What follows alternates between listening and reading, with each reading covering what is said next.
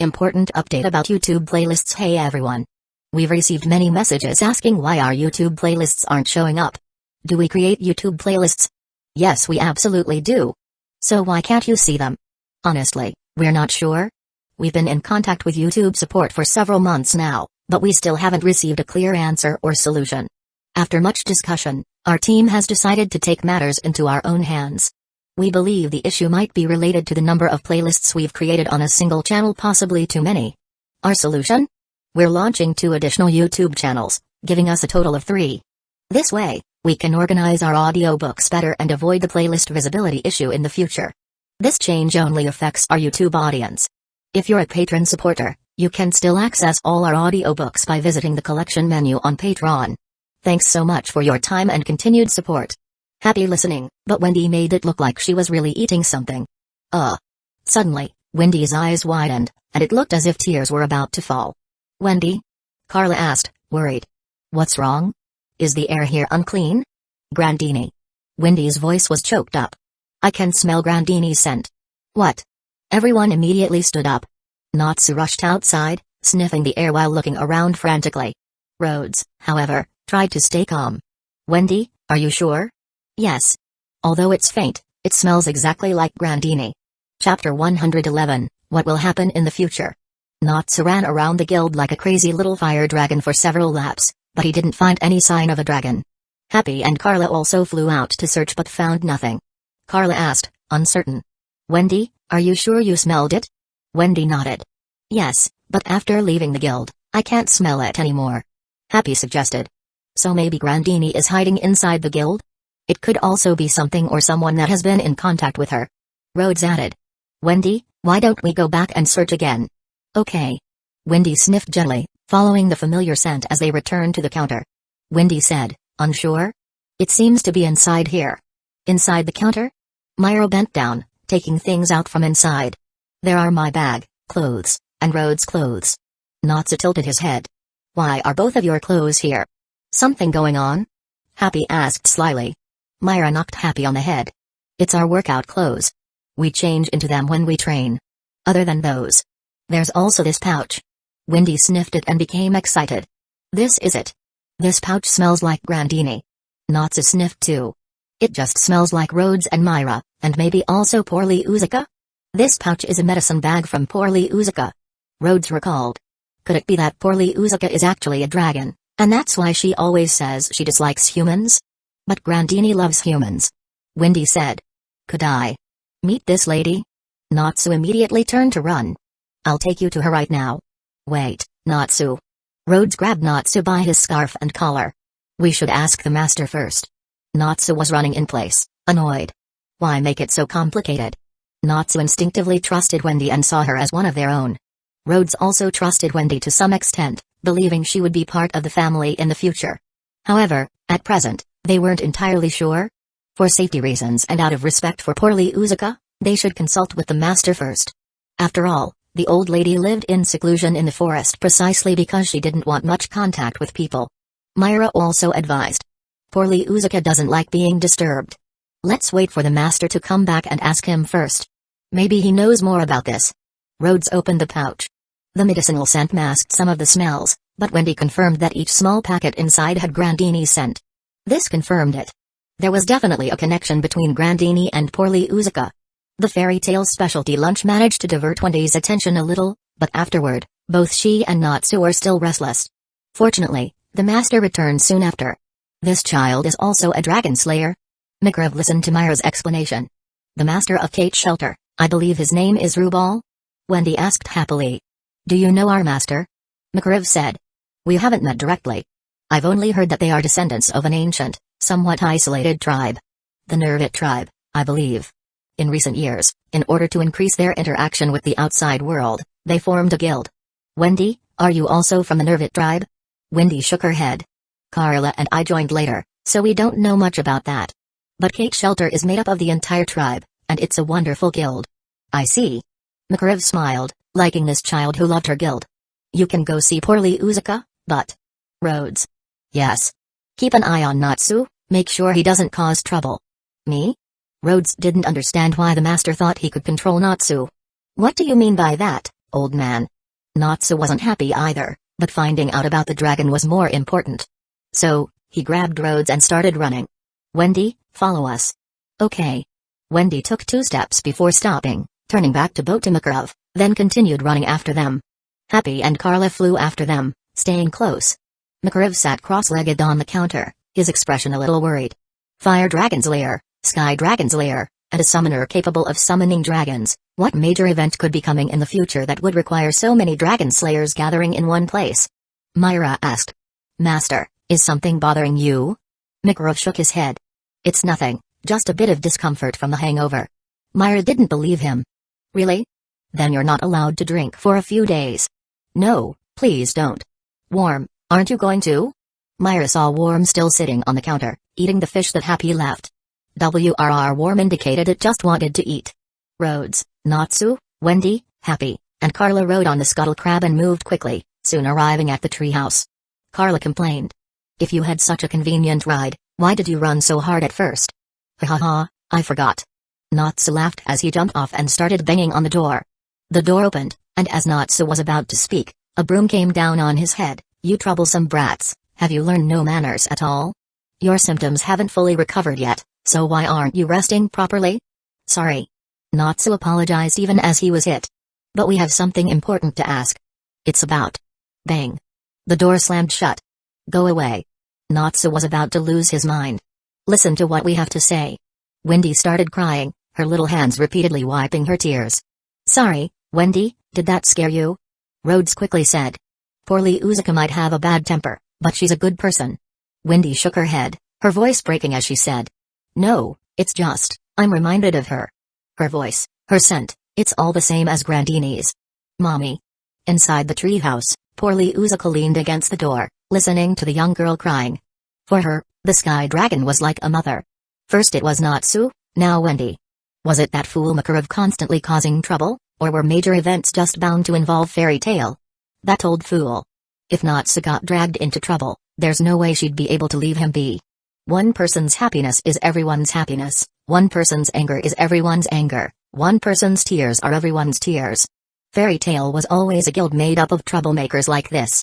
Good grief, why did she even stay with this guild back then? Poorly Uzuka thought back to the past, pulled a book from the shelf, then put on a stern face again and gripped the doorknob. Chapter 112, Rhodes, your mission has arrived, Paul. Rhodes raised his hand to knock, but the door opened by itself. He quickly said. Grandma, please let me finish what I was saying.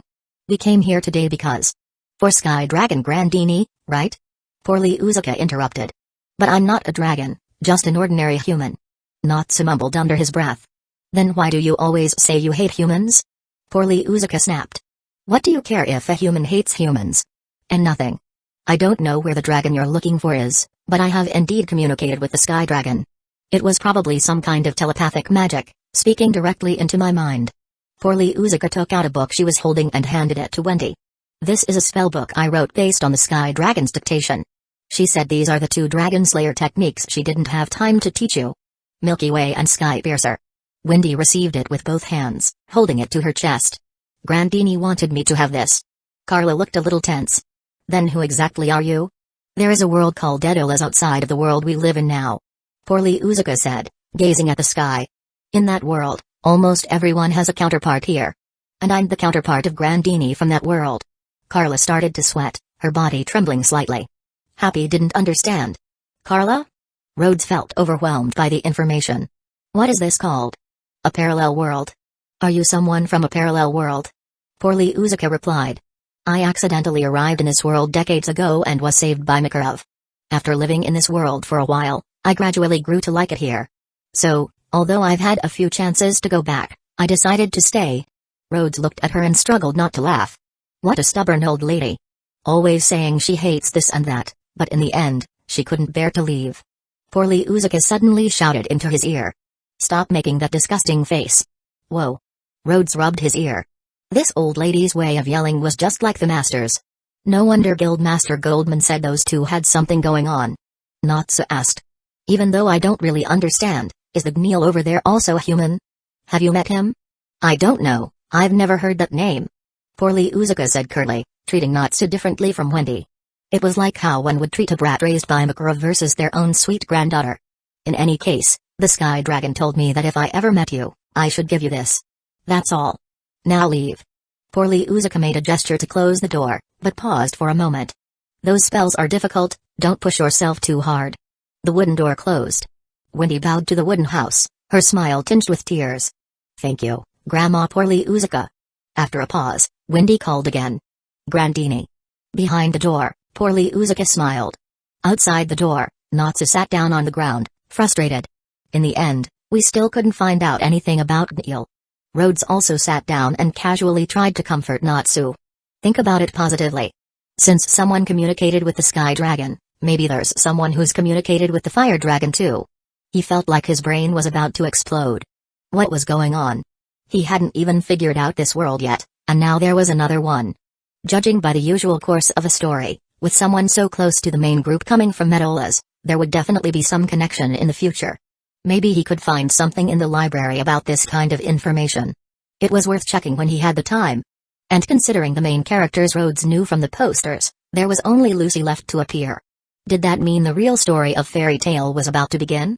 He still needed to work hard on improving his abilities. Carla, are you okay? Are you feeling unwell? Wendy noticed something was wrong with Carla. It's nothing, just suddenly hearing about another world. Carla responded. Yeah, it's so incredible. Wendy was excited. Even though it wasn't in person, seeing another Grandini is wonderful, and I even got a spell book. Wendy felt that coming to Fairy Tale with the courage she had gathered was the best decision.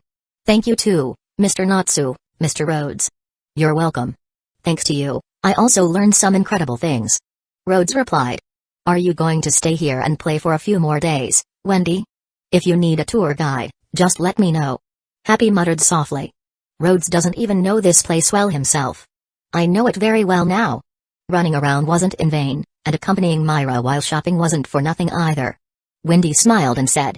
Thanks, but we've already been away for a long time. If we don't go back soon, everyone will worry. True. Let's head back and inform the master first, shall we? Wendy nodded. Yes, and I should properly say goodbye to Ms. Myra as well. Such a polite child. This time, Rhodes dragged Natsu along as they left. It seemed that after the excitement wore off, the after effects were catching up with him. Luckily, his face wasn't turning purple. I see. Makarov said. Would it be convenient for you to share your travel plans? Huh? Wendy was a bit confused but still answered. We plan to leave tomorrow morning. We'll take the train to the port, then a boat back. Makarov said. In that case, I have a favor to ask of you. Please go ahead, I will do my best. Wendy replied. Makarov held up a request form. There's a job request near Cake Shelter, but the wizard who took it isn't familiar with the area. Could you let him travel with you? All you'd need to do is help show him the way. Wendy nodded. Showing the way is no problem at all. Makarov smiled. Great, then I'll ask you. I'll tell him to meet you at the train station tomorrow morning. Understood. Carla was a bit lost in thought and hadn't been paying attention to the conversation, so she let Wendy agree without much question. When they returned to the inn, Carla finally came to her senses.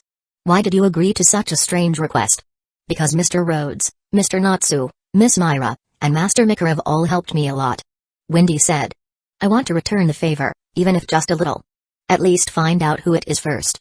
Carla sighed. I hope it isn't some weirdo. After Wendy left, Rhodes asked curiously. Why specifically ask Wendy to guide someone? What kind of job requires going that far? Makarov said. Myra, give him the file. All right. Myra took out a file folder. Rhodes was stunned. Huh? I can look at it? Myra smiled. Of course, because the master is planning to send you. What? Chapter 113, Me? Investigate a dark guild? Rhodes first glanced over the mission details, mission type, investigation, naked bandage men reward, 240,000 J description. Recently, the Zat brothers of the Dark Guild naked bandage men have been frequently spotted in the southern mountains. Investigate their movements and objectives. Client, the Fiori division of the Council's Special Detention Force. It's a mission from the Council. Putting aside the weird guild name, Rhodes focused on the main point, a dark guild? And I'm the one to go? Master, did I make you angry recently? Makarov replied.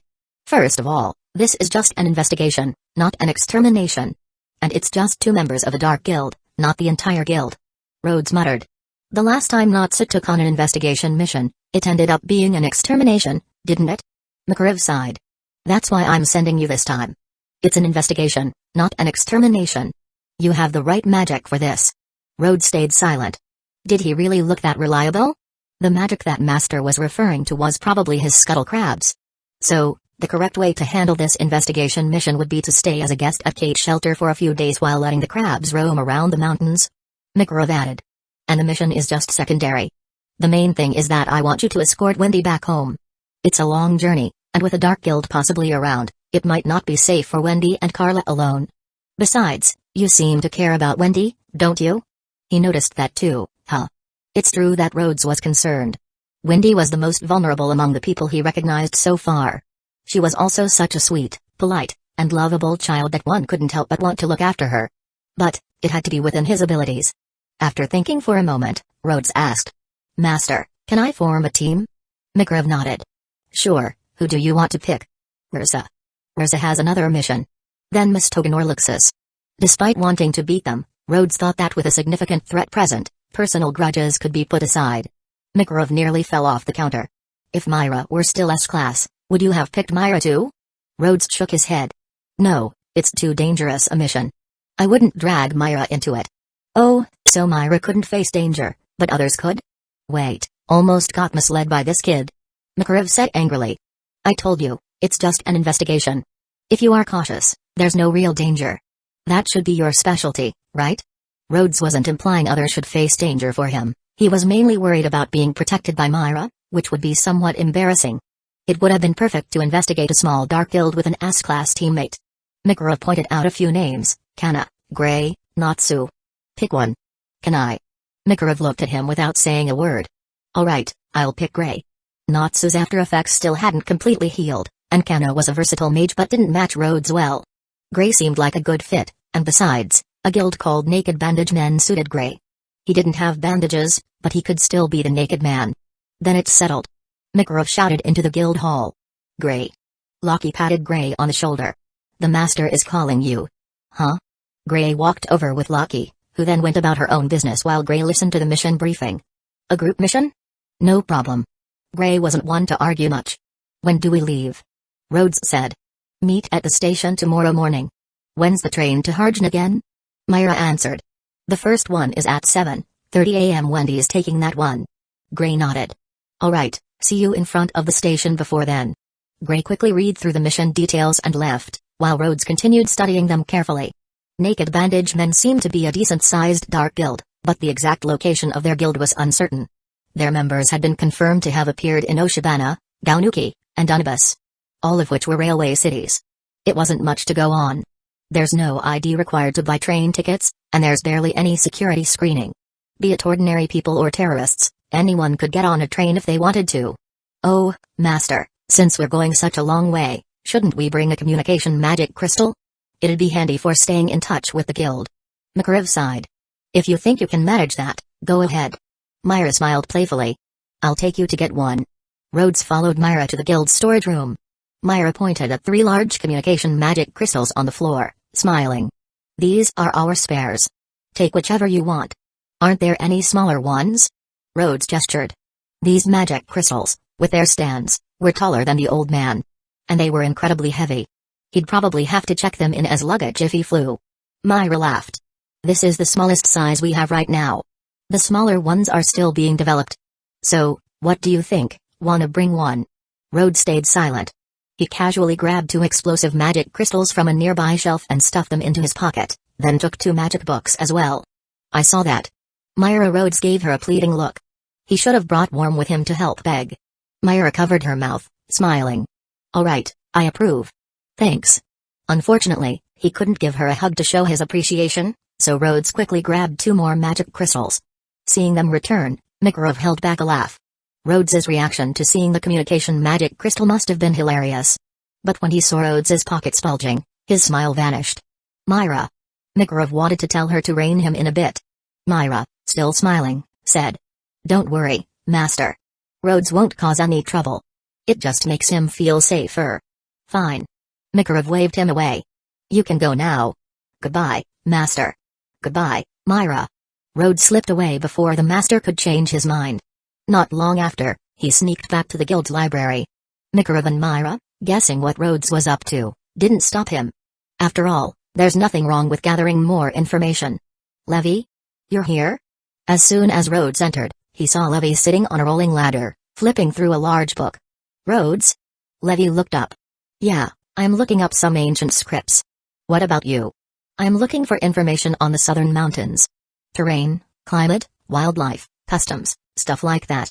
That's specific. Got a mission? Yeah, there's a job over there.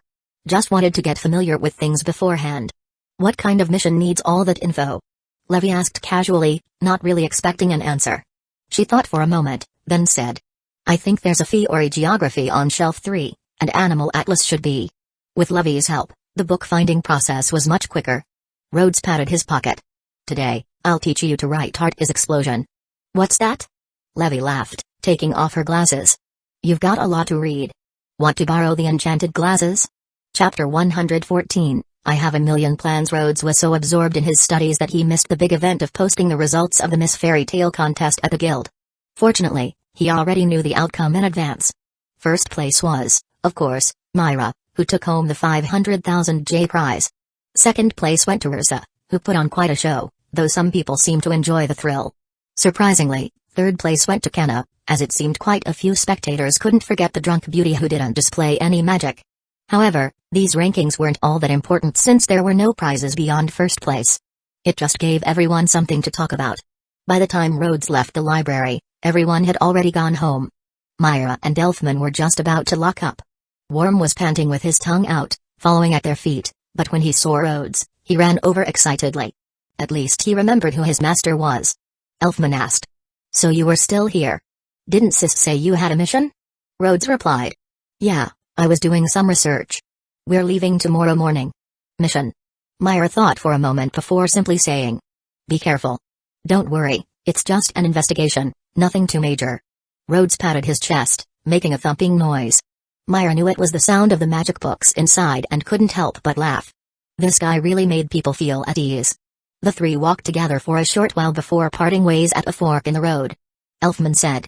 Sis, even Rhodes has gone off to work, so I should find a suitable mission for myself tomorrow too. Why do you have to say even Rhodes? Myra was a bit worried about how everyone saw Rhodes. I just got my salary and prize money, so there's no need to worry about expenses. That's why I need to go work. A man can't just rely on his sister. Yes, yes. Myra looked back at Rhodes and wondered if she should pair Elfman with him for a mission next time. That way, she wouldn't have to worry about Elfman getting into trouble or encountering danger. Besides. Well, no besides. The next morning, the sunlight wasn't particularly warm, and a breeze made it feel a bit cool. Since it was a long trip, Rhodes not only carried a backpack but also had a suitcase. He was thinking about learning the requip magic in the future, so he could create extra storage space, making travel more convenient. When he arrived at the station, Gray was already waiting at the entrance, carrying just a shoulder bag. Rhodes specifically took a look. This guy was actually wearing long pants, a shirt, and a coat. Yo. Gray casually raised a hand in greeting. Morning. Rhodes felt that in the time it took him to raise his hand, Gray's coat was already on the ground. He asked, puzzled. How do you manage to drop your coat on the ground without even moving your shoulder bag? Huh? What are you talking about? Huh? Gray hurriedly picked up the coat. Ahem, let's go buy the tickets. Let's wait for Wendy and Carla first. Rhodes suggested. Mr. Rhodes. Wendy, carrying a backpack with a small bunny decoration, waved as she ran towards Rhodes. And then, bang. Rhodes' shoulder tensed up. Did this kid have a must trip during entry rate? He stepped forward to help her up. Are you okay? Wendy patted off the dust from her clothes, politely saying. I'm fine, thank you, Mr. Rhodes. I told you not to be so reckless. Carla, with her arms crossed, walked up calmly. So, Mr. McRiv said you were coming, but why didn't you say it clearly? I was worried it might be some weirdo. Well, there is one weirdo. Rhodes introduced. This is Gray, the ice mage. Eek. Wendy covered her eyes, her face turning bright red. Carla lost it. Hey, why did you bring a pervert? Rhodes turned to see Gray down to his boxers. People entering the station were walking around them. The first meeting of this temporary team wasn't going smoothly. After a minor incident, the four bought 3 tickets and got on the train, sitting across from each other. Although the 3 of them treated Carla like a person, the ticket seller clearly didn't. Rhodes looked at Carla with envy, which made her feel uncomfortable. A slight blush appeared on the white cat's face. "Don't look at me like that. I didn't mean to ride for free." "I'm not saying anything," Rhodes replied. "Your weight added to Wendy's is more than enough for them to recover their costs." "Stingy station, can't even have a child ticket." Wendy gave an awkward smile. Mr. Rhodes, if possible, I'd rather not be treated as a child." "Ah, sorry, Wendy's an independent mage, certainly not a child," Carla retorted. "If you really think that, then don't use a tone as if you're coaxing a kid. There's nothing I can do. Wendy's the first child I've met who's so cute and well-behaved that it's hard not to talk like that." Gray suddenly asked. "By the way, Carla, what exactly are you unhappy?" "Humphrey. Just think of us as talking cats, you pervert." "Carla, that was rude." Wendy looked at Gray with apologetic eyes. Rhodes waved it off. "It's fine. She wasn't wrong." "Hey." Gray glared at him. Rhodes said. "Just try to restrain yourself. Really, at least don't strip in public places." Gray crossed his arms, turning his head away without saying anything. It wasn't like he did it on purpose. "If you're bored, check this out." Rhodes rummaged through his backpack, taking out the mission report and a few sheets of paper, handing them to Gray. "Huh? Didn't we go over the mission yesterday?" "What's this?" Gray moved the mission report aside, revealing the first page. A simple sketch of the southern mountains outline. The map had annotations for the target area for the first day's search, the rest area and search area for the second day, and the third day. The second page detailed which dangerous insects and beasts to avoid, as well as what foods could be easily found. Regarding water sources, it simply said Gray could melt ice, or they could make do with his text magic. Further down were instructions for tracking the targets, suitable terrain for concealment, and how to use the krugs to act as a rock for cover. Then there were contingency plans for being discovered during tracking, divided into escape and combat plans, each with several sub-plans, A, B, C. Lastly, it was written, information on the Zat brothers is insufficient, and their helpers are unknown. Combat must be approached with caution. Gray was dumbfounded. "Tell me, did you do the same thing when you teamed up with Natsu?" Rhodes shook his head. "No, I didn't make a plan then. I was inexperienced, and I figured Natsu wouldn't read it anyway, so it was more on the fly and verbal." Gray didn't know what to say. He now understood why Natsu hadn't caused trouble during the extermination mission. Gray, a senior mage who had been with the guild for over 8 years, fell into thought. Is this really the process for a mage's work? Chapter 115, Traveling with a Pervert. Wow, amazing. Wendy looked at the plan in Gray's hand, full of admiration. So mages from big guilds complete their tasks like this? Carla shook her head. "No, I now think this guy isn't a typical mage at all." Gray, as if to confirm, asked. "Rhodes, are you serious about this?" "Of course." Rhodes replied, then remembered something. "Oh, since it's an investigation, it's natural for the intel to be incomplete. We can gradually improve it as we go." "No, that's not what I meant, Gray hesitated before reluctantly saying. "Forget it, I'll take a serious look at it." Rhodes sighed in relief. It seemed that while Gray often fought with Natsu, he was much more level-headed. At least, in normal situations. Rhodes rummaged through his backpack and took out a small pouch with the fairy tale insignia on it, handing it to Wendy and Carla. "Here, try this. It's a fairy tale specialty. Miniature Poro snacks. They're a popular treat lately." It was basically like a small cookie that Mr. Cook had modified. It went well with alcohol or as a snack for tea time. So cute. Wendy was immediately attracted by the cute little cookies. "And it tastes great," Carla reluctantly said. "It's passable." Both of them were quite adorable. Rhodes smiled and turned to look out the window at the moving scenery. Since coming to this world, this was the first time he'd taken a train. Previously, he had only walked around the station, observing the layout of the city while getting familiar with it. As the train pulled out of the station and settled into a steady speed, Rhodes felt it was probably similar to riding an old-style green train. Given this world's chaotic technological development, it was impressive. He hadn't noticed earlier if this train was powered by magic or ran on coal or oil. Carla looked at the excited Wendy and then at the curious Rhodes.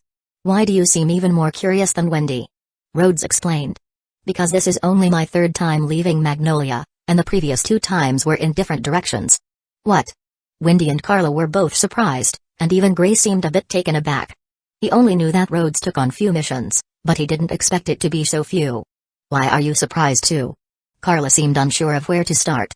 "And hold on, why is an experienced mage following a rookie mage's plan?" "That's not about experience," Gray said without any senior airs. He waved the plan in his hand, saying, Since the master trusts Rhodes' abilities, I just have to trust him as well. Plus, Rhodes is strong. Oh, you complimenting me to my face like that is a bit embarrassing. Rhodes thought back. Last time, Natsu and Happy had trusted him unconditionally. Though there was that bit about bribing Happy with a fish, Natsu had never questioned him due to a lack of trust, only found him a bit naggy. If that was because Natsu was simple-minded, then more mature Gray clearly wasn't. Rhodes was secretly touched. He said, "Why don't you say a few more compliments?" Gray frowned. "Get lost, you're disgusting." "How wonderful." Wendy's eyes sparkled. "The atmosphere at Fairy Tale is amazing." Carla huffed and turned her head away. Yesterday it was idiots and their friends, today it was perverts and their friends. Plus, still idiots. The train clattered along, and Rhodes and Wendy were equally excited, watching the autumn scenery outside the window. Sometimes Wendy would spot a line of goose flying in the sky and eagerly point them out to Rhodes. Sometimes it was Rhodes spotting an oddly shaped tree and hurriedly pointing it out to Wendy. Occasionally, they'd miss what the other mentioned, and they'd both express regret. Despite their 7 or 8 year age difference, the two of them somehow found common ground on the train. Perhaps it was because neither of them had traveled far before. By comparison, Carla and Gray seemed to dislike each other. Carla didn't appreciate the pervert who could strip at any moment, and Gray thought he couldn't get along with the female Happy. In the blend of harmony on one side and aloofness on the other, the train finally arrived at Harjan Station. Rhodes gathered his belongings. "Time to get off, Wendy. Don't forget your things." "Okay." Wendy turned around and showed Rhodes her small backpack. "Do you want me to carry it for you?" "I can carry it myself." Gray put away the plan he'd been reading the whole way and asked Carla, "When did those two get so close?" "Who knows?" Carla answered. "Maybe he's just a smooth talker with girls." Gray shook his head. "No way, he's not like Loke." Though he'd heard rumors about Rhodes and Myra, Gray wondered what would have happened if it were 2 years earlier. Rhodes patted Wendy on the shoulder and motioned behind her. Wendy turned around, delighted. "Carla, you're getting along well with Mr. Gray too." "That's great. Who's getting along with this pervert?" "Who's getting along with someone who keeps calling me a pervert?" The two were at it again, leaving Wendy a little troubled. "Ha ha ha." Rhodes laughed. He realized Gray's personality had its own stubborn streak. "All right, let's go buy the boat tickets."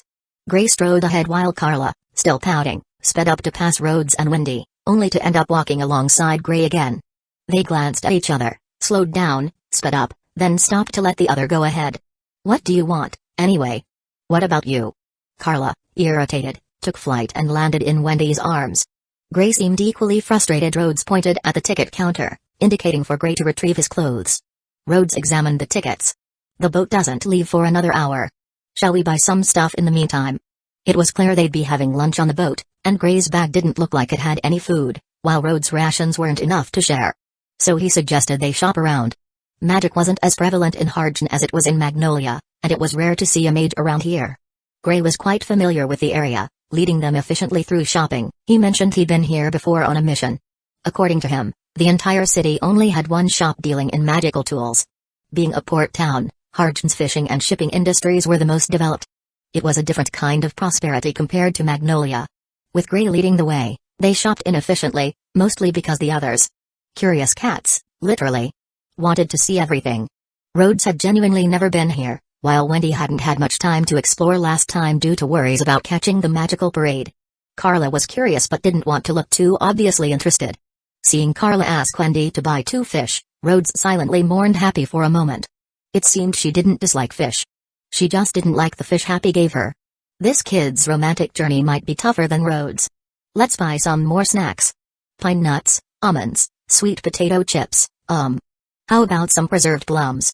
Rhodes picked up a bright red plum and saw Wendy retreating 10 meters away, peeking from behind a wall. Wendy stammered. I'm fine." "Got it. Clearly not fine." Rhodes put the plum back and only bought the other dried fruits and nuts. Is she scared of sour things, or does she just dislike plums? Chapter 116, Powerful Gray, Peculiar Roads. Rhodes never imagined he'd have the chance to ride on a wooden sailing ship in his life. He thought that with trains already existing, sea ferries would at least be steam-powered, but it turned out to be a wooden sailing ship. It felt like there wouldn't be any dissonance if they hoisted a skull flag at the top of the mast. But listening to the captain give orders, watching the sailors shout in unison as they pulled various ropes, and seeing their hands stained black with tar. Seeing the ship set sail from the port with everyone's coordinated effort actually had its own charm. Quietly, he enjoyed the sea breeze for a while. The autumn sea breeze was a bit chilly, and Rhodes hunched his shoulders and naturally picked up Gray's windbreaker, putting it on. "Gray, do you think there might be pirates out here?" "Yeah, there are," Gray said, not taking his coat back. He wasn't afraid of the cold. "Really?" Rhodes asked. "Are they looking for One Piece?" "Their main thing is robbing, and plenty of them are killers," Gray replied. Wendy seemed a bit scared, explaining that she couldn't fight at all. Despite having learned Dragon Slayer magic, known for its destructive power, Wendy was better at and preferred the healing capabilities of sky magic. "This regular ferry is probably more prone to pirate attacks, right?" Rhodes considered sending a crab ahead to scout the route. Gray responded. "There's no need for that. On the open sea, the lookout's range of vision is much wider than that of your crab. They'll give us an early warning. And anyway, there aren't any mages becoming pirates. If we do run into them, we can either flee or deal with them. The sailors are all armed." "That makes sense." Rhodes nodded. Real pirates would surely be far more brutal than the ones he'd seen in comics. But even if they encountered pirates here, he wouldn't be afraid. The cabin of the ship wasn't big, and being inside felt stuffy, so they stayed on deck chatting. However, it was inconvenient not having a table for card games or snacks, so ice make, tea set. A small round table, 4 beach chairs, and a parasol appeared out of thin air. The intricate creation even emitted a slight chill. "Whoa, a mage! What amazing magic!" The sailors and other passengers on deck spoke in admiration, and some couldn't help but add an honorific. Even though they were curious, none dared approach recklessly. Gray plopped himself into one of the chairs casually. "Why do I have to use magic for this kind of thing?" Rhodes also took a seat, placing the snacks they bought before boarding on the table. "Isn't it convenient to use maker magic for this?" Wendy couldn't help but say. "Amazing, Mr. Gray. Your magic is so beautiful." Even Carla had to admit. Indeed, such a complex structure completed in an instant. "This guy is surprisingly impressive." Rhodes, on the other hand, thought it was just normal. Loki's would make magic was similar, wasn't it? Being born in a place full of talented people, he didn't know if it was a blessing or a curse. And then, it's freezing. After only a few seconds, Rhodes jumped up. Sitting on an ice chair for an entire meal would definitely give you a stomachache by the afternoon. Wendy and Carla couldn't handle the cold chairs either. "Troublesome." Gray grumbled as he dismantled the chairs, then lowered the table legs to turn it into a kudzu-like setup. Sitting cross-legged on the deck worked perfectly. Carla was even more surprised. Instead of creating a new object, he had directly modified it? Just how precisely could this guy control his maker magic? "Let's play cards. Everyone gets 10 pine nuts, and whoever loses has to do push-ups or sit-ups," Rhodes said, shuffling the deck and dealing out cards. But as soon as the others threw down their cards, he was at a loss. What's the rule again?" Carla slapped her cards on the table and complained loudly. "You mean you don't even know how to play?" Gray said. "Now that I think about it, I've never seen you play cards." I've just been busy learning magic, catching up on common knowledge, everyday entertainment. Mostly, it was shopping with Myra, chatting, fighting, or reading interesting books." He had never really joined in on card games. Wendy admired him. "You're so diligent." Rhodes smiled wryly. "Well, my situation is kind of unique, so you can't really call it diligent." Gray added. "You might as well summon Worm. It knows more about cards than you do." "What?" Rhodes was stunned. Had he been neglecting Worm? Gray explained. "Worm watches us play cards all the time. Sometimes it even joins in. If there's food on the line, it plays better than Happy." Rhodes summoned Worm and held it while watching it play cards, trying to learn the rules. Somehow, with its little claws, it managed to hold a whole bunch of cards. Worm played really well, almost winning the first game. And Rhodes ended up losing all his pine nuts. "That's supposed to be chips." Rhodes shook Worm vigorously. "And you didn't even peel them." Sure, Worm didn't mind at all, seeming even happier. Like a child being playfully lifted up. By the time the ship docked, it was almost dark, and the 4 of them had to find a hotel to stay in. The original plan was to reach Kate's shelter before dark, but Wendy noticed an impending storm along the way, prompting her to warn the captain. With her Sky Dragon Slayer magic, Wendy was highly sensitive to changes in the air, allowing her to predict the weather to some extent. In this regard, even seasoned sailors couldn't match her. The captain was reluctant to believe a child and an outsider, but once they showed their Mage Guild insignia, he took it seriously and changed course to avoid the storm. Because of this, they were delayed, so they had to stay near the port for the night and leave again early the next morning. This time, Rhodes rented a carriage that wasn't pulled by an ordinary horse but by a purple pig. These pigs, known as swine horses, had the strength of 2 horses and provided better deterrence against bandits compared to normal horses. Of course, they were just regular creatures in this world, but only Rhodes found them strange. Since he'd only ever ridden in a regular horse-drawn carriage, he wanted to try it. Especially since the price was reasonable. As for the ride itself, well, it didn't feel much different from a regular carriage. Disappointing. Gray sighed. Don't set weird expectations for a carriage. Wendy smiled gently. Mr. Rhodes, sometimes you can be quite immature. Carla said. He's getting stranger and stranger. She felt this person was really contradictory. Reliable to a fault when it came to tasks but often struggling with common sense on small matters. His usual mannerisms seemed mature, yet as soon as they left town, he showed curiosity like a child. Rhodes couldn't help it, not everything was covered in books and magazines. When encountering something new, it was easy for him to reveal a confused side. Maybe this was why the master kept wanting him to take more missions and get out there more. By the way, Wendy, your guild is the entire tribe, right? Rhodes asked. Are there things you're absolutely not allowed to say, gods you shouldn't offend, or any other customs? Wendy tilted her head and thought for a moment. I don't think there's anything in particular. There is. Carla said, glaring at Gray. You can't show up naked. Hey. Chapter 117, Is Kate Shelter's master just as unreliable? Kate Shelter was located in a secluded valley, with rugged roads and remote surroundings. The carriage driver refused to continue beyond the foot of the mountain. Moving forward risked damaging the wheels or axle, which would lead to losses for the trip. Riding on the scuttle crab along the bumpy paths, Wendy looked full of guilt. I'm sorry. I promised to host you, but now I've made you travel so far. Rhodes said. Don't say that. If you hadn't offered us a place, Gray and I would be camping out in the wilderness tonight. Finding accommodation in this area isn't easy. Gray, standing coolly with one leg crossed over the other, patted the crab's shell and said, teaming up with you is really convenient. Natsu would probably stick to you if he were here. Rhodes chuckled. Only for short trips.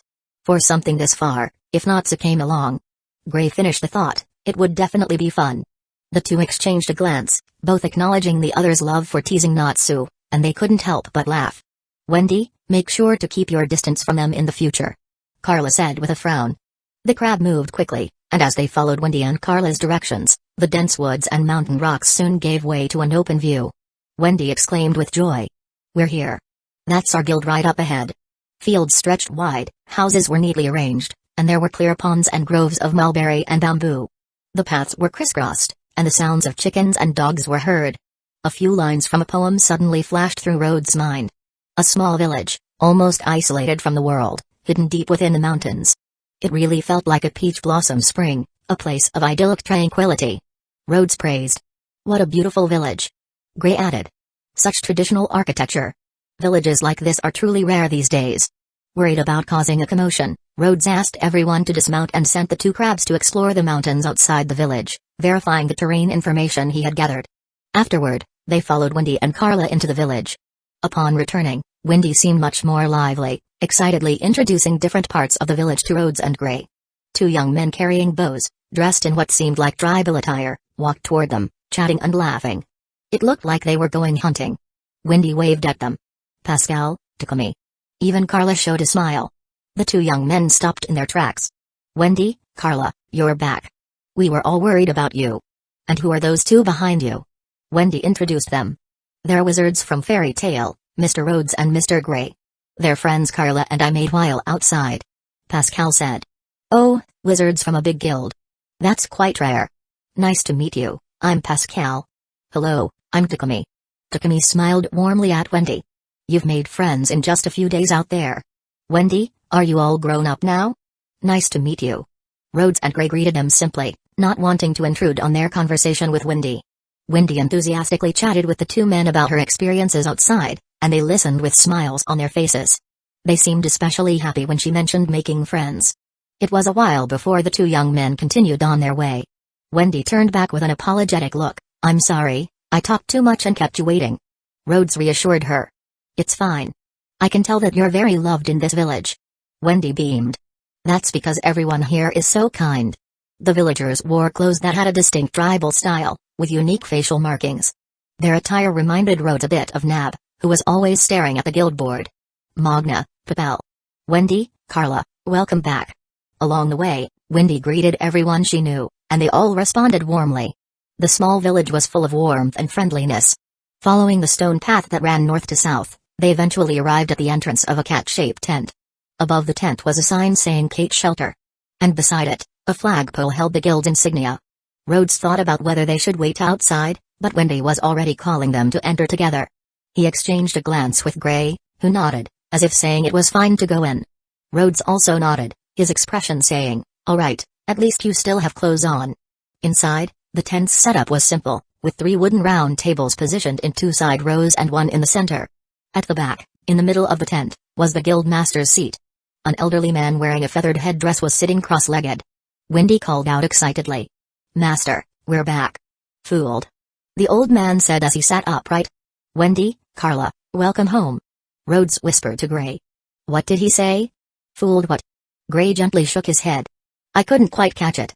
"Don't mind it. It's the master's catchphrase," Carla said. "We don't know what it means either, but he says it all the time." Wendy introduced Rhodes and Gray to Rubal, the guild master. Rubal listened to her introduction while pouring himself some wine. After filling his cup halfway, he started drinking directly from the bottle.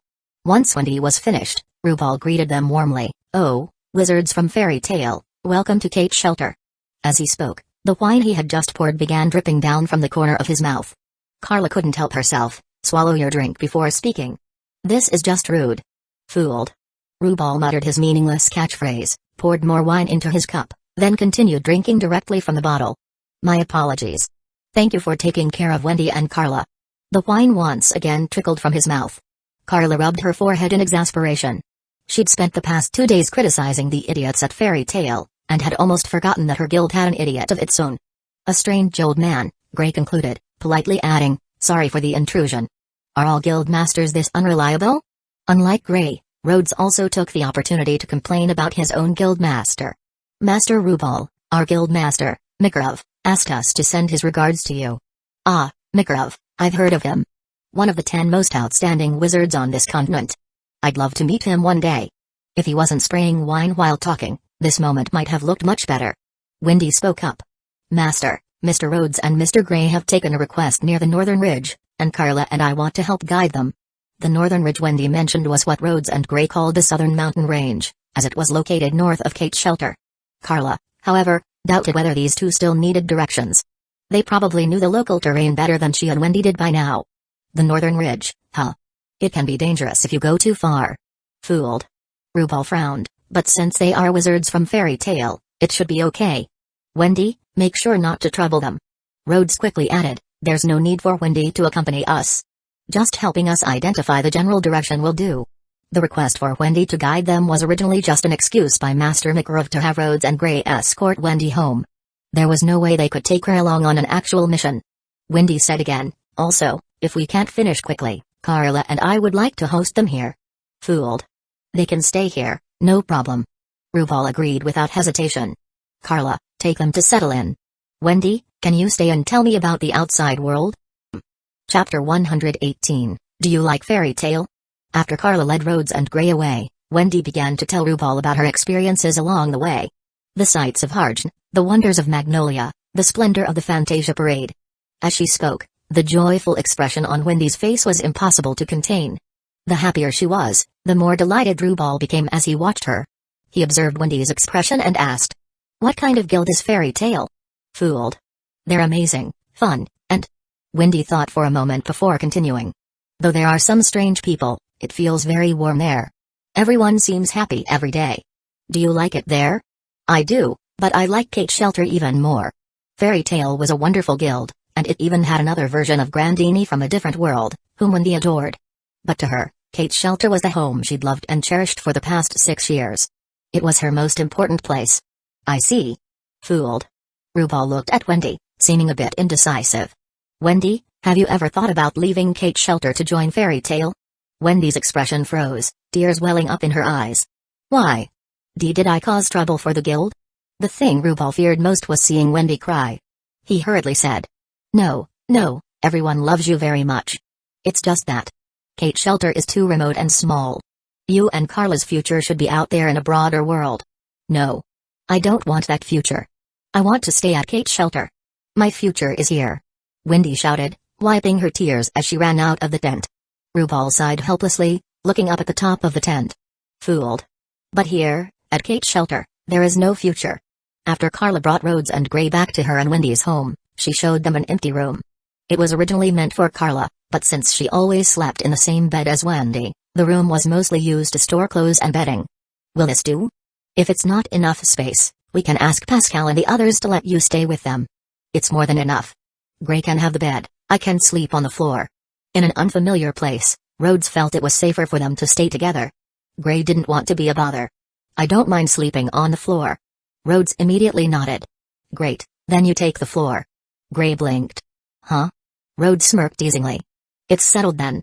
Besides, as an ice mage, you won't catch a cold. I'm a bit frail, the bed suits me fine. You didn't seem frail when we were fighting. Gray didn't mind sleeping on the floor, but this guy was clearly trying to annoy him. He couldn't figure it out. How did a polite and good-natured newbie turn into this after just a few months? Gray clenched his fists, feeling the urge to fight. You two really are a handful, no matter what you're doing. Carla said dismissively. Do as you like. Wheel. Wendy? Wendy came running back into the room, threw herself onto the bed, and buried her head in the pillow. Carla forgot about Rhodes and Gray. Wendy, what's wrong? Did that old man say something hurtful? I'll go and find him right now. Carla's temper flared instantly. Although she often scolded Wendy for being timid or weak, she got angrier than anyone when others bullied her.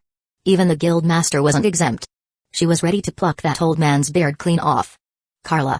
Wendy's muffled voice stopped Carla in her tracks. She watched as Wendy slowly sat up, wiping away tears. What happened? The master said. Wendy mumbled, unable to get the words out. Occasionally, she'd steal a glance at Rhodes and Gray.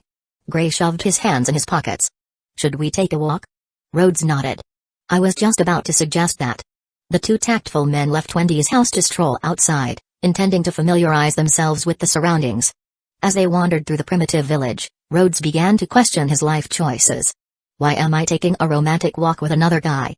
Gray suddenly asked. You seem to care a lot about Wendy. Of course. She was crying like that. Rhodes replied. Aren't you curious? Gray said. Even if I am, it won't help. It might be something about the guild or the village. We can't really ask. Though they'd gotten along well with Wendy and Carla, matters concerning the village or guild were off limits to outsiders. Rhodes remarked. If it were Happy, he might have egged me on to eavesdrop. Gray added. If it were Natsu, he'd probably have barged into Rubal's place by now. But neither Rhodes nor Gray would do such a thing, they'd prefer to ask later. Gray suggested. Let's talk about the mission. Any findings? In such a short time? No way. Our destination is still over 10 kilometers away. Rhodes replied. But the terrain around here roughly matches our maps, so that's good news. Gray looked a bit uneasy. Actually, what I'm most worried about is meeting up with the client. What's there to worry about? Oh. Rhodes understood. Their client this time was, strictly speaking, the Magic Council's Era branch. In particular, Captain QP of the Fiore Division's 3rd Custody Enforcement Unit. As everyone knew, the unruly fairy tale feared the council the most. If they were truly lawless, it wouldn't matter, but they were hindered by their conscience. Having caused so much trouble, they felt guilty whenever they saw council members. In that case, I'll handle the talking when we meet. Rhodes offered, thinking that since he had no criminal record, he could speak confidently with them. Thanks. Gray said. If possible, he'd rather not go at all. But since it was a team mission and the master had likely already submitted their names as the accepting wizards, Gray had to show up. Mr. Rhodes, Mr. Gray. An old voice sounded from behind them. Rhodes frowned, he hadn't heard any footsteps. Judging by Gray's expression, he hadn't noticed anyone approaching either. Master Rubal. They greeted politely. Sorry, our village is so simple, we haven't been able to host you properly. Rhodes replied. Not at all. We're the ones who showed up unannounced. You are friends of Wendy and Carla, how could that be considered unannounced? Fooled. Rubal said. I'm glad they've made friends outside the village. By the way, the welcome feast is almost ready. Please enjoy yourselves this afternoon. They both thanked him. Thank you for your hospitality. The old man seemed like he wanted to say more but eventually walked away slowly. He wanted to observe these two young men a bit more and learn more about fairy tale. Additionally, the location of their mission this time was somewhat concerning. Chapter 119, Who would dare impersonate the council? Ho. Ho. Ho. Ha ha. Many people formed a circle, using a special technique to emit rhythmic, resonant roars from their chests. At the same time, Their bodies moved up and down, squatting and rising in sync. This was likely a custom of the Nervit tribe. They performed similar rituals during celebrations and sacrifices, with only slight variations in process and tone. It's said that these collective roars could even scare away wild beasts. A ritual probably passed down from ancient hunting practices. This seemingly ancient sound, representing humanity's primal wildness and struggle against nature, could deliver a unique impact to modern listeners. Displaying such a special ritual was itself a sign of respect and welcome. Although Gray and Rhodes didn't know much about the Nervit tribe, they could feel their enthusiasm. After a round of roaring, some people stepped aside to let others join in, and 2 individuals invited Gray and Rhodes to participate. Unable to refuse such hospitality, Gray and Rhodes awkwardly stood within the circle, shouting along haphazardly with the others' rhythm. After yelling until their throats were dry, they finally grasped the technique and successfully blended into the Nervit's chorus. The resounding ho, ho, ha ha, echoed, seemingly penetrating the surrounding mountains and forests, driving away wild animals. By the end of the event, both Rhodes and Gray felt exhilarated. It was thoroughly enjoyable. If there was any regret, it was that Wendy had been sulking in a corner the whole time, hugging her knees. Even when RuPaul called her, she merely puffed out her cheeks and looked away. Carla firmly stood by Wendy's side, completely unwilling to help mediate. After the banquet concluded, Rhodes approached Wendy to ask why she was upset. However, despite her young age, Wendy had already learned to dodge the question. It's nothing. Mr. Rhodes, are you starting your mission? Carla and I can help anytime. Thank you. If she says it's nothing, then it's definitely something, but it's hard to press further. Rhodes followed her lead and took out a map. We need to meet our client here before 5 o'clock this afternoon. Do you know this place? It's quite far. To get there, you need to go around the back of the village, and then. Wendy was very familiar with the paths near the village. Following her guidance could save them from climbing an extra mountain and avoid forests where dangerous beasts roamed. Thank you, that's a big help. Although the scuttle crabs had already explored some suitable routes, this greatly improved their efficiency. Wendy added. Carla and I can take you there. Thank you, but bringing people not involved in the plan to meet the client without permission might make them unhappy. Rhodes said. Besides, Wendy, don't you have things to take care of here? Things to do? Yes, being angry is normal. It's a way to vent emotions and express dissatisfaction, but it doesn't solve the problem. Rhodes patted Wendy's head as she puffed up her cheeks. When you're not as upset, you should properly express your feelings to the person who made you angry. Humphrey. Carla glared at him. You don't know anything, yet you speak so lightly. Haha, I couldn't help but say more than I should. Solve it in the way that feels right to you. Rhodes turned and waved. See you this evening. Even though he's showing off a bit, what he said makes some sense. See you tonight. Gray also waved. He felt that Rhodes just now resembled the master a bit, and even Natsu. Carla grumbled. What a self-important guy. Of course I resemble them, I learned from them. Don't you think the master is really good at comforting people? Rhodes said. No wonder you had the demeanor of a father consoling his daughter. Sitting together on the crab's back, Gray teased. Learning from the old man is one thing, but why imitate Natsu? You don't know. On our last mission, we met a sad little girl, about this tall. Rhodes gestured. When Natsu comforted her, the way he patted her head, spoke gently, then turned and waved. It was so cool. I wanted to look cool too. Hey, hey. Gray made a disgusted face. Rhodes threatened. Believe it or not, I'll kick you off. Gray wasn't intimidated. Go ahead and try. If you can do it, I'll just glide on ice. Once fighting was involved, the usually calm Gray became impulsive, displaying an I don't care who you are, if you're not convinced, let's fight attitude. The two bickered loudly as they passed through valleys and forests, startling many birds and scaring away pheasants and hares. However, as they neared the meeting point, Gray's voice grew quieter. It was clear he really didn't want to see the council members. When they were about 2 kilometers away, Rhodes suddenly told the crab to stop. What's wrong? Gray asked. Gray, do you think the council might pretend to assign us a mission but actually set a trap to arrest us? No matter what, it hasn't reached the point where we'd be arrested, right? Gray replied. Why are you asking this? Because there are too many people ahead. That team in white robes has set up a cordon. There are about 100 of them. Gray thought for a moment. Maybe the mission has changed. If they wanted to trap us, they'd be lying in ambush. Rhodes considered this. Let's get off the crab and walk over, but stay alert. Gray was momentarily confused before realizing what get off the crab meant. As for being alert. Alert for what? The two of them couldn't possibly fight the council. Halt. We are the 3rd Custody Enforcement Unit of the Fiore branch of the Council. No entry beyond this point. We are wizards from Fairy Tale, here on a mission commissioned by the Council. Rhodes produced the mission request and pulled up his sleeve to reveal the guild emblem. Gray tugged at his collar to show the emblem on his chest. Rhodes glanced at Gray, thinking that displaying the emblem like this was inconvenient. Oh, he likes to strip, he's probably restraining himself in front of the Council. Rhodes pondered what he'd do in winter. Maybe he should get another emblem elsewhere. Please wait a moment. The white-robed soldier holding a magic staff departed and soon returned with a man sporting short golden hair and a full beard. Fairy Tale wizards, I presume? I am QP, captain of the 3rd Custody Enforcement Unit. I'm sorry, but due to changes in the target sections, we've adjusted our plan, so your mission has some slight modifications. Changing requirements on short notice. I've heard many workers dislike this. Rhodes calmly asked. May I see your identification? Huh? Rhodes explained. I mean, something that can prove your identity or confirm that you have the authority to modify the Council's mission. QP was clearly surprised by the question. Even Gray was taken aback. Do people without a criminal record speak this boldly?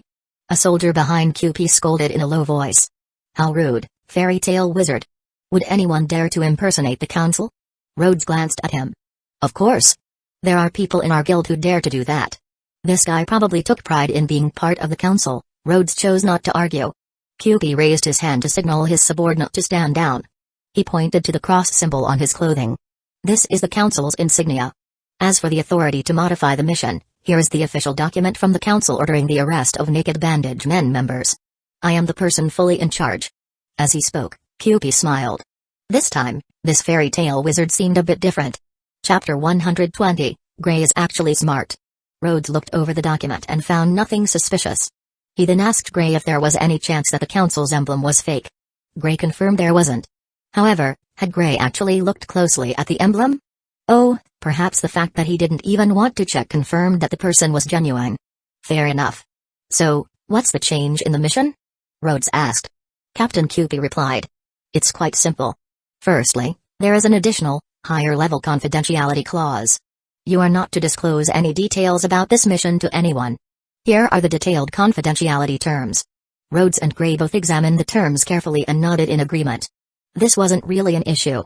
Many clients demanded confidentiality, and it made sense that a Council-related mission would have stricter terms. QP continued. Secondly, your mission is now limited to helping us locate the Zat brothers of the Naked Bandage Man Guild.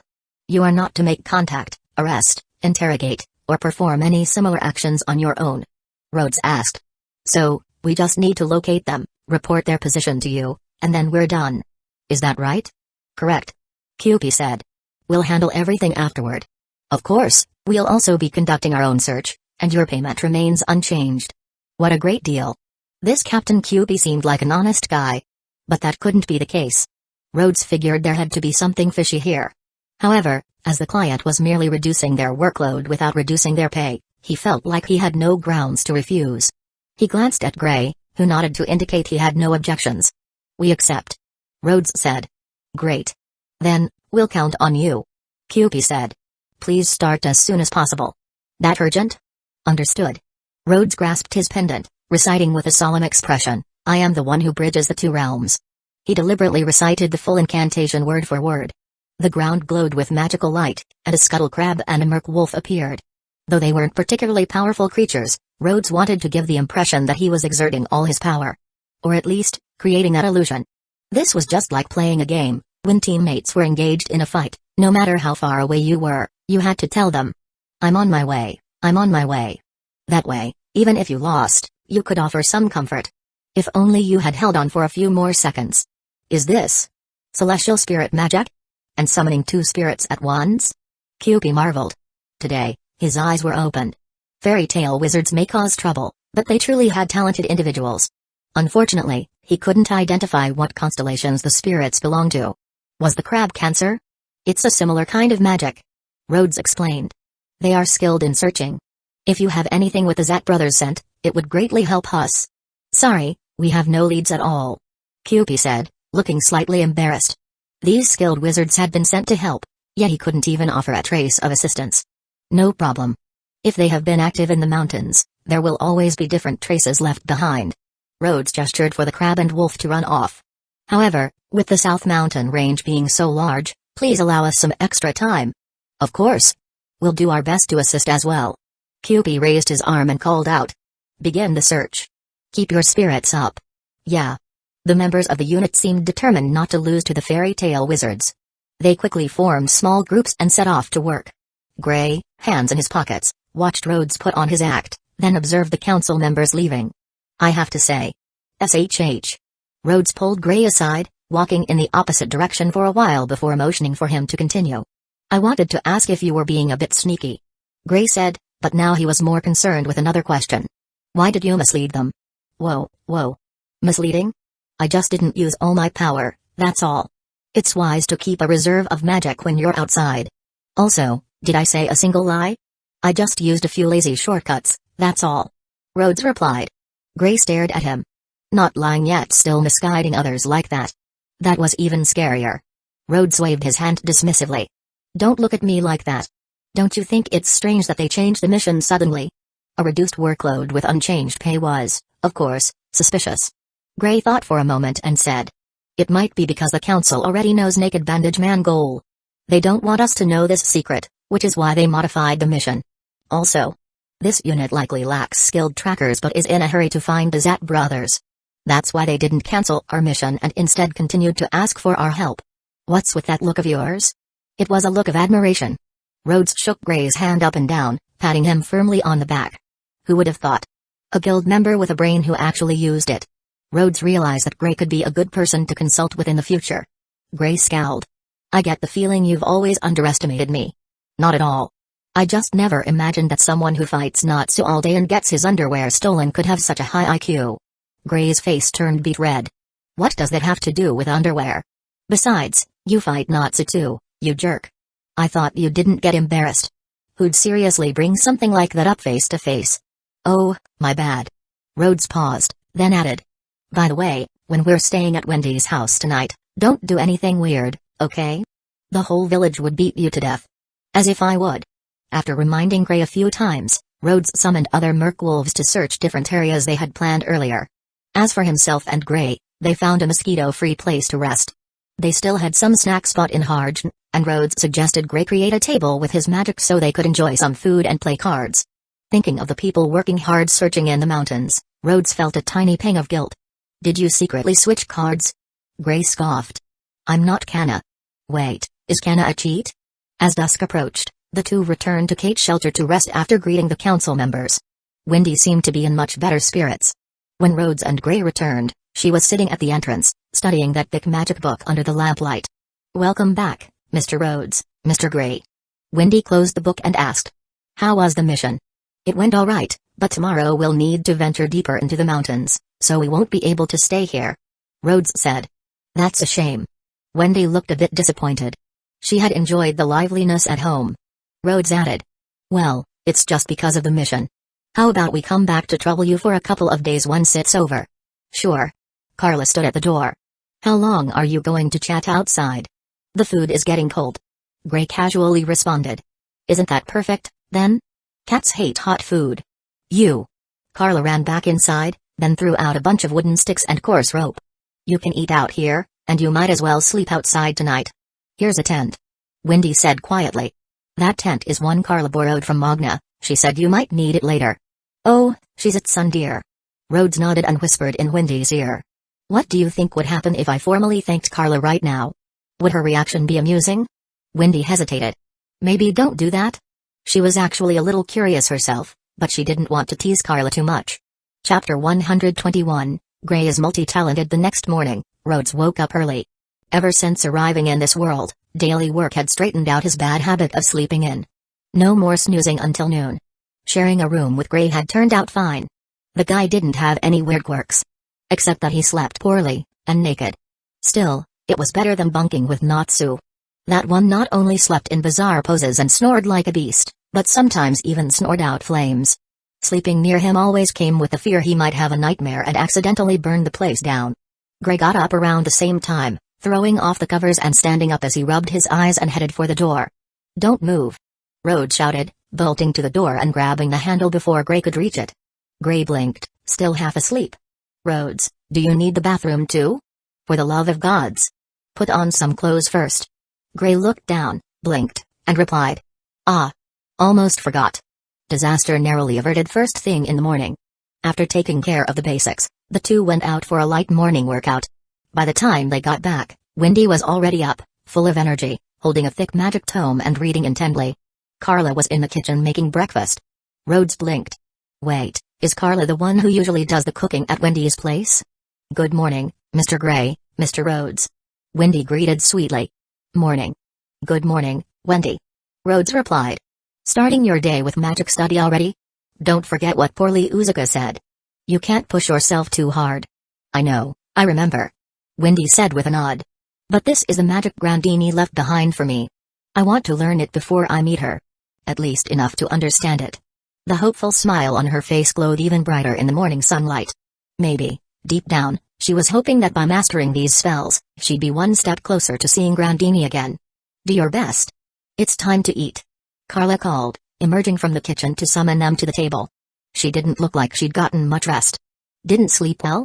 Rhodes asked, feeling a little strange asking their host about her sleep as a guest. Just a nightmare. Carla muttered, shooting a glare at Gray. Yikes, Rhodes thought.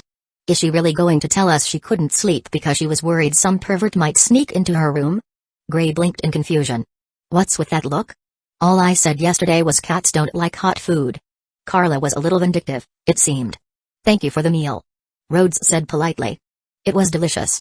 Humphrey. I didn't make it especially for you. Even so, I appreciate it. We'll be heading out. See you in a few days. Rhodes picked up his bag and suitcase. Gray also slung on his pack and hoisted the tent Carla had lent them. Thanks for everything. He paused after a few steps, then turned back and said sincerely. Also. Thanks for the tent, and breakfast was really good. Carla froze for a moment, her expression twisting into flustered indignation. What's with the sudden praise? Annoying. Wendy giggled softly. Carla's cooking is really yummy. Wendy. Rhodes turned just in time to see Carla's ears twitching furiously, face flushed. With Sunders, you've gotta hit him with the truth straight on. Gray, that guy. His ice make magic might be cold, but his heart was warm as ever. Rhodes and Gray left the small village, riding atop a scuttle crab as they made their way toward the mountains. From this day forward, they would be advancing deeper into the range, scouting by day and camping in the wild at night. They soon encountered a patrol unit from the Magic Council and decided to check in with them. As usual, Rhodes deployed his scuttle crabs and merc wolves to scout ahead. Once they were out of sight, he discreetly released even more summoned creatures to cover a wider search radius. Rhodes was in a curious state of mind. Working hard, yet slacking off at the same time. Such was the luxury of being a summoner. When things quieted down, he and Gray sparred for fun. Gray had learned a variety of martial arts techniques. Punches, kicks, grapples, and even the use of various weapons like swords and spears. He claimed these were meant to help with his ice-make magic. Rhodes couldn't help but think. People who can conjure their own weapons are too spoiled. Thanks to the number of council personnel present, the search progressed much faster than Rhodes had originally expected. Although they didn't uncover anything on the first day, the grilled meat they had for dinner made up for it. Using solid script magic to light fires was incredibly convenient, and with Gray around, they didn't have to worry about accidentally starting a forest fire. That night, they set up camp in the middle of the council unit, accepting the invitation from Captain Cupid himself. Stake that down. Hold this. Tie the knot here. Rhodes had no idea how to pitch a tent and had to rely on Gray to guide him. Still, it was a new skill learned. Mountain camping required awareness of potential hazards like snakes, bugs, and rodents, but the council came prepared. They had even brought the latest insect repellent, which Rhodes had seen advertised in Sorcerer Weekly during the summer but never bought. This time, he could mooch a little for free. Gray even got to keep his own stash for later use. This routine continued until the morning of the third day. Rhodes used his solid script magic to conjure water so he and Gray could wash up. After that, they joined Captain Cupid for some breakfast bread and prepared for another day of scouting. Just like before, Rhodes summoned his scouting units and then settled into a routine of card games, training, and quiet meditation. Around midday, one of the merc wolves suddenly returned to the summoner's rift on its own. A signal that it had spotted something unusual. Unlike the scuttle crabs, merc wolves couldn't share visual data. This was their only way to silently communicate an alert. Rhodes quickly summoned the merc wolf again. How many targets did you see? The merc wolf scratched the ground with its claw. 10. Where are they? After a series of directional scratches and gestures, it became clear the group was still some distance away. Let's report in and wrap this up. Rhodes said. He recalled the rest of his summons, resummoned a scuttle crab, and called Gray over to go find Captain Cupie. They left any non-essential luggage behind in the previous night's camp. Rhodes carried only a small pack. On the way, he pulled out a spellbook and 2 explosive lacrima, stuffing them into Gray's pockets. You should be able to use these, right? Gray looked alarmed. You always carry this bag around, and you keep this stuff inside? Of course. You never know when you'll need it. Gray, unimpressed, grumbled. I'm not as cooperative as Myra. I can't use these. Fine, your call. Rhodes packed the items away again. It wasn't like they were going to be on the front lines anyway. After hearing the report, Cupie quickly rallied his team and asked Rhodes to lead them. Only 10 people have been spotted so far. He warned his unit. But there could be more. The Zet brothers might have brought their entire Dark Guild. Stay sharp. Rhodes left a Merc Wolf to act as a guide while sending a Scuttle Crab ahead to gather more intel. Are you sure you don't need our help in the fight? Rhodes asked. No. Cupie replied firmly. Once we confirm their location, even if the entire Naked Bandage Men Guild is present, we can handle it. He glanced sternly at Rhodes. But make sure you follow our 2 standing conditions. Otherwise, the consequences won't just be about losing your reward. I promise not to interfere. Rhodes said. He had no interest in causing unnecessary trouble. Chapter 122, Runes and Unexpected Events. After a thorough reconnaissance using the vision of the Scuttle Crabs, Rhodes confirmed the presence of more than 20 individuals nearby. He quickly led the team to hide within a narrow mountain valley he had scouted beforehand and marked the target's location and direction on the map for Cupie, the captain of the Council's Custody Enforcement Unit. Thanks. Cupie said, then promptly ordered Rhodes and Gray to remain where they were, making it clear they were not to get involved. He immediately began strategizing, seemingly preparing to surround the enemy and take them all down in one coordinated strike. Rhodes simply deployed 2 Scuttle Crabs to patrol the perimeter and stood by, waiting for the job to be done and the reward to be claimed. Are these custody enforcers actually strong? Rhodes asked. Not exactly in direct combat. Gray replied. But they've got specialized tools for dealing with wizards. Once you're on their list, it's pretty hard to slip away. Specialized tools? Like magic sealing stones? Magic sealing stones are just the basic cuffs. Gray explained. For full-blown operations like this, they usually rely on something called a ritual spell. Ritual spell. Rhodes recalled something similar. It felt loosely related to text magic, though its structure was clearly distinct. Gray nodded. It's officially called an arresting glyph. A group of rune mages developed it specifically for the council. Once you know the target's location, or their escape route, you can quietly cast the spell to completely seal their magic. Makes resisting impossible. The spell is law. As many rune mages were fond of saying. This particular branch of magic imposed absolute rules. Anyone caught within the spell's boundaries was forced to obey whatever command was etched into the runes. For instance, if someone inscribed "No wizard may leave this area" using enchanted script and activated the glyph, no mage within the perimeter would be able to exit. The barrier would hold them in place without fail. Even more extreme inscriptions like "No magic may be used within this zone" could be applied. Once triggered, the target would be powerless. Easy pickings for ranged mages lying in wait outside. The strength of rune spells was such that even a relatively unskilled mage could theoretically trap a wizard saint, provided the glyph was set up correctly. Of course, such power didn't come without caveats. The most obvious drawback was the casting time, far longer than typical magic chance. That made it ideal for ambushes or traps but impractical in live combat. Also, overly complex conditions like anyone who enters dies instantly often failed or required immense power to sustain. These glyphs needed a constant supply of magic to remain active, meaning casual use was out of the question. In short, rune spells were not something just any mage could master. But in the hands of the council, especially backed by their manpower and intelligence networks, this kind of magic became a powerful tool. It was a key reason they remained such a threat to the dark guilds they relentlessly pursued. Wait, Gray. Rhodes narrowed his eyes. You seem to know a lot about this stuff. You sure you haven't been caught in one yourself? How would that even happen? Gray retorted indignantly. I've never been reckless enough to warrant that. I just picked it up while studying, that's all. Oh, preparing in advance, are we? Gray squinted at him. Have you finally fixed your phrasing in common tongue, or was that a subtle threat about getting caught one day? Rhodes didn't answer, instead furrowing his brow.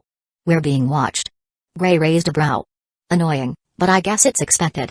This is a confidential mission, after all. Still, makes you wonder what they're trying to hide. Exactly. Rhodes said. But I'm not interested in making a mess of things. Still, he carefully monitored the two custody enforcers nearby using the shared vision of his summoned creatures.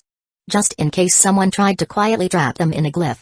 While the two mages chatted casually, sudden flashes of magic erupted on the mountain.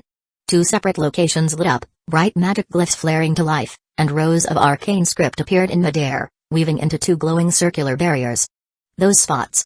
Precisely where members of the Naked Bandage Men had gathered. Gray stared at the two glowing barriers forming in the distance and furrowed his brow. Weren't there supposed to be 3 locations? Boom. A sudden explosion rang out from the third spot. Where the barrier should have activated. A burst of magical light followed, accompanied by distant shouting and the unmistakable sounds of battle. Something's gone wrong. Rhodes muttered as he stood up, brushing off his coat. Can't believe they botched a sneak attack. Maybe the enemy noticed them while they were casting the spell. Gray reasoned. Or maybe they were interrupted by someone new arriving. He stood as well, ready to move. But Rhodes grabbed his arm. Let's check on the 2 guards first. They approached the nearby guards. Members of the Magic Council's custody enforcement unit, dressed in the usual white robes. Surprisingly, the soldiers didn't panic at the sounds of battle. Instead, upon seeing Rhodes and Gray approach, they gripped their staffs tightly and barked, "Do not interfere with the Council's law enforcement operations, fairy tale mages." Gray raised an eyebrow. That sounded like an explosion to me. Are you sure you don't need help? Before either could answer, a signal flare shot into the sky. Burning bright red. Gray pointed. Hey, isn't that your captain's signal? The guard's expression changed. That's Captain Cupid's urgent distress call. The second soldier hesitated. We request that you come with us to assist the captain. Are you insane? They're not authorized to assist in the arrest. But it's a red flare. That means mobilize all available combat forces. Now it was a stalemate. 2 conflicting orders, no chain of priority. Rhodes sighed. This bureaucratic mess, they're going to crumble one day at this rate. Make a decision quickly. Rhodes urged. There's dozens of enemy mages involved. Under normal logic, we ordinary wizards should be fleeing right about now. Rhodes. Gray interjected, catching on a little late. He was genuinely concerned for the squad's safety and hadn't picked up on Rhodes' sarcasm. The guards gritted their teeth. Please. Help us. We'll take full responsibility. All right. Rhodes nodded, summoning 2 scuttle crabs. The 4 of them climbed aboard and charged off toward the flare's location. When they arrived, it was chaos. The mages from the Naked Bandage Men Guild had vanished, leaving behind more than 30 unconscious council enforcers scattered across the forest floor. Captain. What happened? The 2 soldiers leapt down and helped Cupid sit up. We were exposed. Cupid gasped. Zat ambushed us before the spell could completely knock out 2 of our casters, and the rest collapsed like dominoes. Despite his injuries, the captain tried to stand. Forget me. Go. Reinforce Deputy Commander and the others. The Zet brothers are monsters, they won't last. We'll go. Gray cracked his knuckles, his voice calm but determined. You guys focus on helping the wounded. Cupid looked up in surprise. Fairy tale mages. Why would you? Captain. The soldier who brought them said quickly. We brought them without clearance. Cupid took one breath, then made a snap decision. Then please. Help my squad. Leave it to us. Gray gave a thumbs up. Right, Rhodes? Rhodes let out a long, dramatic sigh. Yeah. I got it. He nudged the scuttle crab forward and muttered. Don't go accepting these pain-in-the-neck requests so casually. Gray smirked. Didn't your plan already account for the 2 of us possibly having to take on the whole guild? That was the worst-case scenario. Rhodes protested. And let me say this up front. If I can't win, I'm running. Chapter 123, They must be weak in close combat. The 2 magic spell barriers glowed faintly, their radiance casting an otherworldly shimmer through the dense foliage of the mountain. Rhodes and Gray were heading toward the closer of the 2 spell circles, but by the time they arrived, the enchantment had already dissipated. First unit, attack. Second unit, prepare to flank. The Council's custody enforcement unit, under Deputy Captain's command, raised their staffs and unleashed volleys of magic bullets toward the members of the Dark Guild. Naked Bandage Men. Having broken free of the binding spell, the Dark Wizards quickly recovered their composure and morale. Now sandwiched from both sides, the Council's numerical advantage had been all but erased. Damn Council scum. We were just lying low. Why come after us? Take him down. The Dark Mages fought fiercely, utilizing a wide range of combat styles. Some attacked from range with staffs and magic rifles. Others blasted fire and lightning directly with raw elemental magic. Still others were magic warriors, weaving between the chaos of magic bullets, closing the gap to strike at close range. The versatility and aggression of the Dark Guild fighters pushed the custody unit into a difficult position. Both sides were taking casualties, the battlefield turning more brutal by the second. This was real wizard combat. Chaotic, volatile, and deadly. But things only got worse for the council when the Zat brothers, two of the guild's strongest, and a bald, muscle-bound man joined the fray. Their sheer power tipped the balance sharply. Deputy Captain grit his teeth, sweat on his brow. At this rate, not only would his squad be wiped out, but his fellow units scattered across the mountain might be next. Then, Ice Snake, Lancer, Raptors, Feather Storm. Dozens of icy spears rained down from above, followed by a barrage of razor-sharp crimson feathers. Several enemies collapsed on the spot. It's fairy tale. Hold the line. Reinforcements are here. Morale surged through the custody unit like a jolt of lightning. Deputy Captain didn't have time to question how the fairy tale mages had joined the fight. He welcomed the aid with open arms. Still, Rode made sure to clarify, Captain Cupid requested support. So here we are. Cupid let out a relieved sigh. All units, press the attack. Oh. The white-robed enforcers rallied, turning their desperation into determination. Meanwhile, the Dark Wizards recognized the newcomers instantly. Regular guild mages? You're seriously siding with the council? TCH. We're fighting in the shadows, but those self-righteous punks get to act all noble? The bald man standing beside the Zat brothers sneered. Humphrey, it's just two of them. You lot, come with me. We'll wipe them out. Yes, brother, Balka. Deputy Captain shouted as he cast support spells. Watch out. That guy's shotgun is enchanted. It packs a punch. Magic shotgun. Balka roared, unleashing a blast of glowing shells. Eat this. Ice Snake, shield. Gray stepped forward, forming a thick wall of ice just in time. The magic shells struck the shield with explosive force, cracking the surface but failing to break through. Whoa. His shaping speed is insane. That ice wall is solid. Strong defense. So that's what Gray's Ice Snake magic is really capable of? Rode raised an eyebrow. Wow, you're way stronger than I thought. Gray gave him a sideways glare. How are you still surprised? You've seen me use Ice Snake plenty of times. I just didn't have a proper benchmark. Rode replied with a shrug. Usually, Rhodes just had a vague idea that Gray was strong. But this time, seeing even council wizards marvel at the speed and precision of his Ice Snake spells, and hearing the enemy gasp at the durability of his ice shield, finally gave Rhodes a clear sense of Gray's level. It would have been even better if there were another ice wizard on the enemy's side to compare. That thought barely crossed his mind when, just as if summoned, an enemy ice mage behind the bald guy formed an ice lance after a few seconds of casting and hurled it toward Gray's shield, cracking a small hole in it. Rhodes whistled, impressed. Whoa, Gray's really built different. Focus on the fight. Gray snapped, hurling an ice javelin at a gun-wielding enemy mage. My awe doesn't affect my combat ability. Rhodes replied coolly, already lifting a hand. Raptors, feather volley. 5 small raptors spread their wings and fired sharp feathers like throwing knives before diving toward the enemies. Behind them, a large crimson raptor let loose another volley of razor-sharp feathers and then charged straight at one of the Zat brothers. Several unlucky enemies took direct hits and staggered back, clutching their arms in pain. Don't panic. The bald man called Balka shouted, raising his shotgun and blasting a raptor out of the air.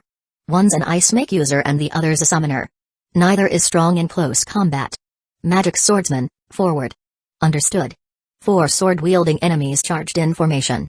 2 of them were knocked down by raptor strikes, but the remaining 2 broke through and rushed Rhodes and Gray. Gray met one head-on with an ice blade in hand.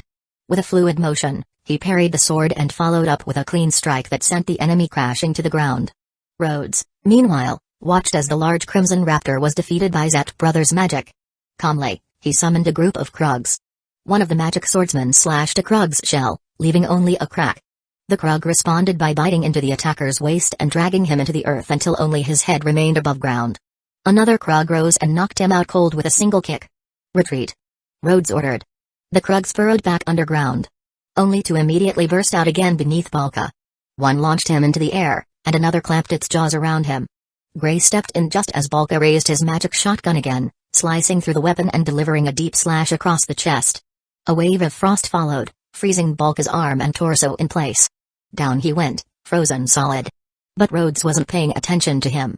His focus was on the approaching Zat brothers, Carter and Bart, by far the strongest enemies on the battlefield. Despite the council's numbers and coordination, they'd barely held their ground against the naked bandage men. Deputy Captain had taken a direct hit from Zat Brothers, who smashed him in the forehead with a blunt weapon. Lying in a haze, the deputy could only watch helplessly as the Zat Brothers closed in on Rhodes and Gray. "All right, you two bastards," sneered Bart. "What the hell did you do to my crew, huh?" His brother Carter, the one with the spiky red hair, grinned stupidly. "Can I break their bones now, brother?" Rhodes ignored their taunts and leaned slightly toward Gray. "I've been watching them," he said calmly. "Bart uses invisible range attacks, like air cannons. The trigger seems to be when he raises his hand or that glowing ring of his. Keep an eye on his movements." Gray nodded, fists clenched, taking up a fighter's stance.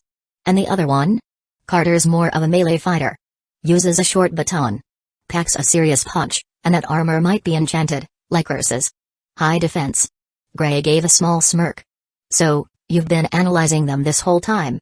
"Well, I wasn't just sitting around barking orders at my monsters," Rhodes replied with a shrug. Then he raised a hand. "Krug." Chapter 124, Damn, that was cool. Two Krugs, one large and one small, rumbled forward across the forest clearing. One of Zat brother, Bart held out his left hand, 5 gemstone rings glittering under the sun, and flashed a mouthful of gold teeth. "You're underestimating me, huh? Typical of you goody two-shoes from a legal guild. Makes me furious." Boom. The lead Krug suddenly staggered as if struck by an invisible force. It slid backward several steps before splitting into 2 smaller Krugs. Now there were 3 stone-skinned beasts barreling forward. Carter, the man with the ridiculous red coxcomb hairstyle, twirled his short staff. "Should I go in now, Bart?" "You're asking that again, Carter?" Bart grinned wide. "If you wanna go, just go already." "Okay." Carter replied in his usual slow, simple-minded tone, but his attack didn't lag behind. With 3 precise strikes of his short staff, he knocked over all 3 Krugs. One bit down on his armor, but it only managed to leave a shallow scratch. Then, crack, crack, crack. The 3 Krugs split, fragmenting into 6 mini Krugs, each no taller than a meter. "Oh? So the more you beat them, the more they multiply. These must be rare summoned creatures," Carter muttered with amusement. "But the weakness of all summoned creatures lies in their summoners." "Huh?" He blinked. "Where is the summoner? Hiding, huh? Alright, I'll just take care of the other one first." Bart's finger moved slightly, and one of the rings on his hand flashed with magical light. "What?" Gray grunted as a blast of invisible force slammed into him, sending him flying backward and crashing hard into the ground. Rhodes emerged from behind a tree and caught Gray just before he fell completely. "I told you to stay hidden. Why didn't you listen, you stubborn idiot?" "Hey." Gray wiped the blood from the corner of his mouth, grinning despite the pain. "I get it now. I figured out his magic. Leave this guy to me." "You." Rhodes was speechless. He had specifically sent in his summoned creatures to act as decoys so Gray could observe. And now Gray just jumped in and took the hit himself? Calm and cool most of the time, but when it came to a fight, Gray was just as headstrong as Natsu. Maybe even worse. "Screw it. If you get hurt, don't come crying to me." Rhodes raised his right arm. "Take over, Scuttle Crab." With a burst of light, his body shifted into a sleek, armored form modeled after the Scuttle Crab. His best pick for battlefield awareness and mobility. Meanwhile, the 6 mini Krugs had burrowed underground. Carter scratched the back of his head. "Bart, the little rocks are gone." "I noticed, Brother Carter. Looks like that guy knows takeover magic too. This could get messy. Should I go in now, Bart?" "You're repeating yourself again." Bart laughed, loud and theatrical. "Just hurry up. We've got better things to do after this." "Okay, Bart." Carter lumbered forward, short staff in hand. His eyes locked on Rhodes. "That armor looks way cooler than mine. If you like it so much." Bart grinned. "Defeat him and ask how he made it." "I will." Carter charged with surprising speed. "Ice make, hammer!" Gray shouted, slamming his right fist into his left palm. A massive ice hammer the size of a small cart materialized above Bart's head and came crashing down. Bart casually flicked his fingers. The ice hammer shattered into sparkling shards before it could land. He showed off his golden teeth again with a smirk. "Ice make magic? Useless against me. I don't care how fast you can shape it." "Oh really?" Gray grinned, tossing his shirt aside dramatically. He clapped his hands together, forming a stance ready for another spell. "Come and test that theory yourself." Carter roared as he swung his staff, each strike slicing the air with deadly force. Rhodes nimbly dodged, his movements fluid and fast. Almost leaving behind after images. With a swift pivot, he landed a heavy kick to Carter's back, staggering the bulky man. But Carter spun around and retaliated immediately, swinging his weapon again. Rhodes ducked low, narrowly evading the blow. He was starting to get a feel for Carter's style. His footwork was clunky, but his reflexes were surprisingly sharp. And that armor. Tough as versus. Rhodes glanced at the other side of the battlefield. Gray was holding his own against Bart, matching him strike for strike with confident ease. As for the Krugs, they were off executing their secondary command, evacuating the wounded council soldiers. Considering the possibility of poison magic in the area, Rhodes had given them strict orders not to engage but to prioritize rescue and safety. Whoosh! Carter swung again, but Rhodes ducked and launched himself backward with a snap kick to Carter's ribs, flipping away gracefully. Rhodes pressed his right hand over his chest, right where his pendant rested, and called out. Answer the call. Merc Wolf. Who wanted to fight alone when you could bring the whole pack? 6 Merc Wolves materialized. The 2-headed wolves charged in first, spinning mid-run as they unleashed Double Fang Howl. The remaining 4 wolves flanked wide, preparing to lunge at Carter's limbs. Clang. The fangs and claws of the twin-headed wolves screeched as they scraped against Carter's armor, sparks flying in the mountain air. TCH. Can't even bite through this? Carter sneered, swinging his short staff hard, sending one wolf tumbling before it could sink its teeth into his neck. The other wolves clawed furiously, kicking with all 4 paws as it latched onto Carter's shoulder armor, digging its fangs in. Carter swung again, knocking away 2 of the regular wolves. The one bit down on his wrist, refusing to let go. Even with that weight dragging on his arm, Carter roared and bashed the other merc wolf. The stick missed its mark, but the twin-headed beast retreated and ripped off Carter's left shoulder guard with its teeth. Answer the call. Raptor. Rhodes wasn't going to waste the momentum. As soon as the merc wolves scattered to draw attention, he summoned a group of crimson raptors. A storm of razor-sharp feathers rained down. With his left shoulder exposed, Carter took the brunt of the barrage. Dozens of cuts opened along his arm, staining his armor red. The raptors flapped aggressively and dove at him. Still holding the limp body of a wolf, Carter wildly swung his short staff, knocking down 3 of the smaller raptors. But a large raptor and 2 smaller ones dove from different angles, their beaks punching through his chest plate, gouging into his left arm, and finally pinning the merc wolf clinging to his right forearm. Chaos. Pure, calculated chaos. In the chaos of close quarters, accidents always happen. Rhodes knew that. But it didn't matter. Carter's armor was falling apart. He was wounded and bleeding, and there was no way he'd survive a continued onslaught from the summoned beasts. Rhodes smirked. He liked opponents who didn't understand large-scale magic warfare. He ordered the beasts to completely overwhelm Carter, disarming him, tearing off the remaining armor plates, and pinning him down. Still not convinced it was over, Rhodes had a Krug rear up and slam Carter on the head with its massive stone limb, gently rocking him to sleep. Now, it was time to help Gray. Though it looked like he wouldn't need it anymore.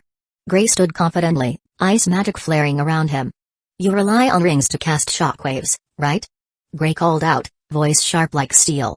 And to make up for the recharge delay in your magic crystals, you brought 10 rings. Each storing a single precast spell. He pointed. Once those 10 are used, you have to rotate through them, waiting for the crystals to refill naturally. That trick makes it look like you can cast constantly. But it's all an illusion. Bart. The ring-using Zat brother. Visibly hesitated. His confidence was cracking. No one can outpace my ring cycle.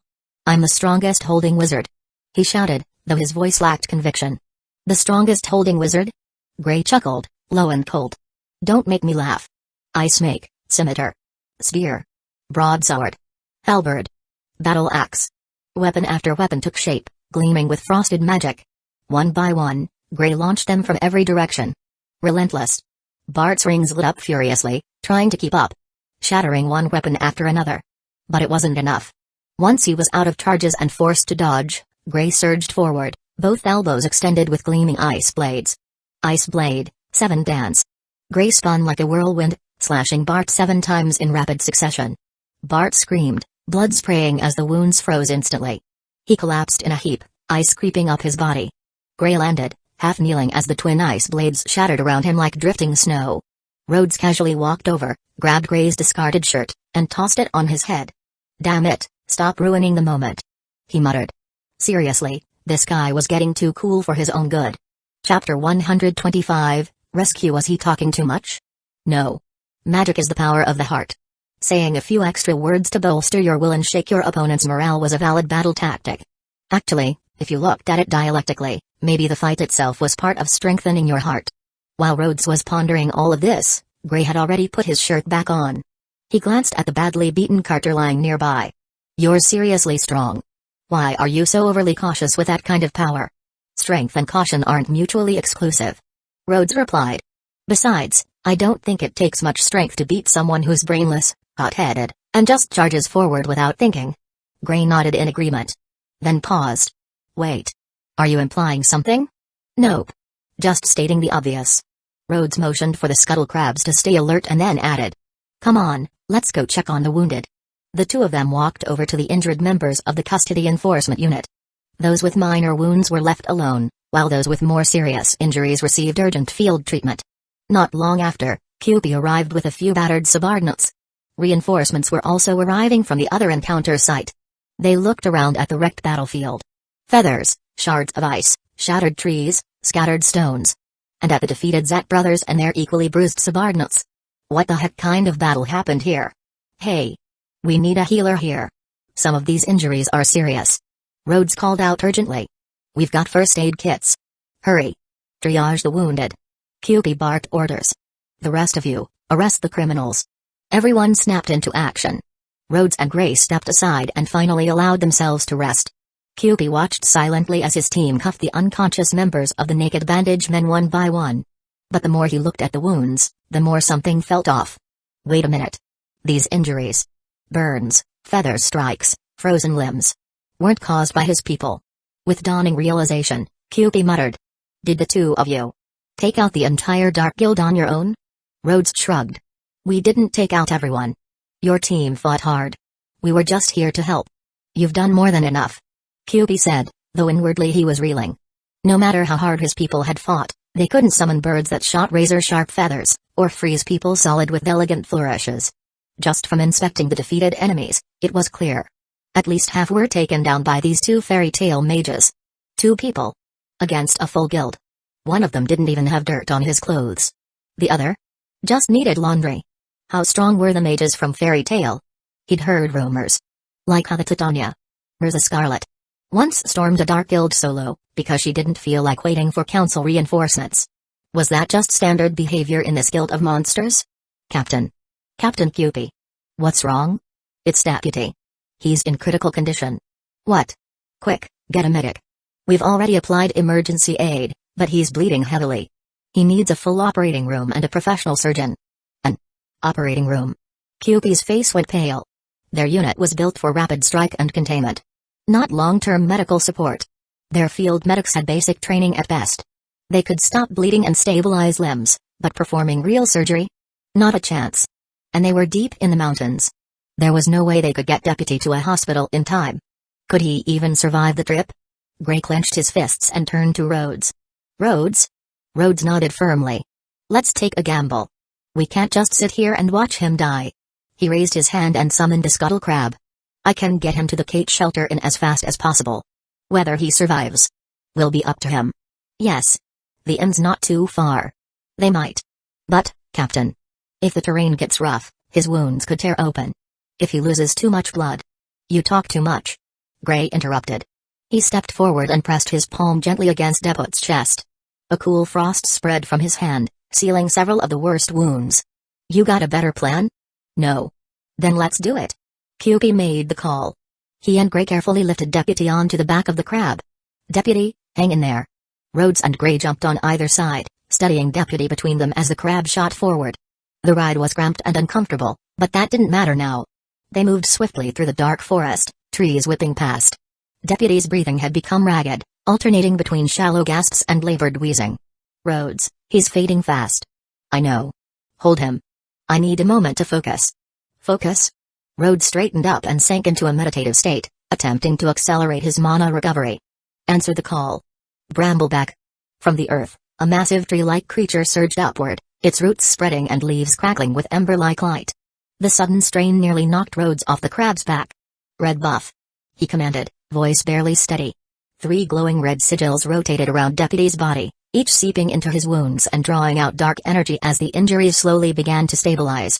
Moments later, the brambleback vanished in a swirl of light. Deputy's breathing steadied slightly, but now Rhodes was pale and swaying. I'm so tired. You were hiding that kind of magic this whole time? Gray looked impressed. It's not that I was hiding it. Look at me.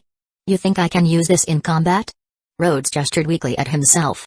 Well, when you're not already running on fumes, maybe. Gray muttered, though he understood. With Rhodes' usual caution, he wouldn't risk using high-consumption magic recklessly. Don't let me fall off if I pass out. And more importantly, don't let the crab disappear. Rhodes paused, reconsidering. Actually, make sure you catch him first. He nodded toward Deputy. Rhodes normally wouldn't go this far. But watching someone's life slip away right in front of him, it didn't sit right. They pressed on. By the time they reached the inn, night had fallen. At one point, Rhodes ran out of magic again, and Gray had to fashion an ice cart on the fly. He loaded both his companions onto it, then stacked some branches on top to keep Deputy from freezing. It wasn't comfortable, but it worked. Once Rhodes recovered enough mana, he resummoned the crab and resumed their journey. By now, Wendy and Carla had already changed into their cozy pajamas and were heading to bed. Why is it always at this hour? Carla began to grumble but froze when she saw the wounded man in the lantern light. That's someone from the council. He's gravely injured. Gray said quickly. We barely got him here in time. Can you help him? Carla hesitated for a second, then turned to Wendy. Wendy? Wendy nodded, eyes firm.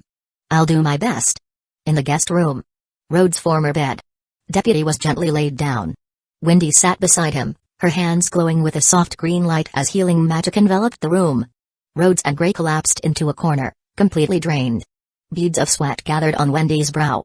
I'll heal him, she said with quiet determination. Carla hovered beside her. Just don't push yourself too hard. But they both knew there was no stopping her now.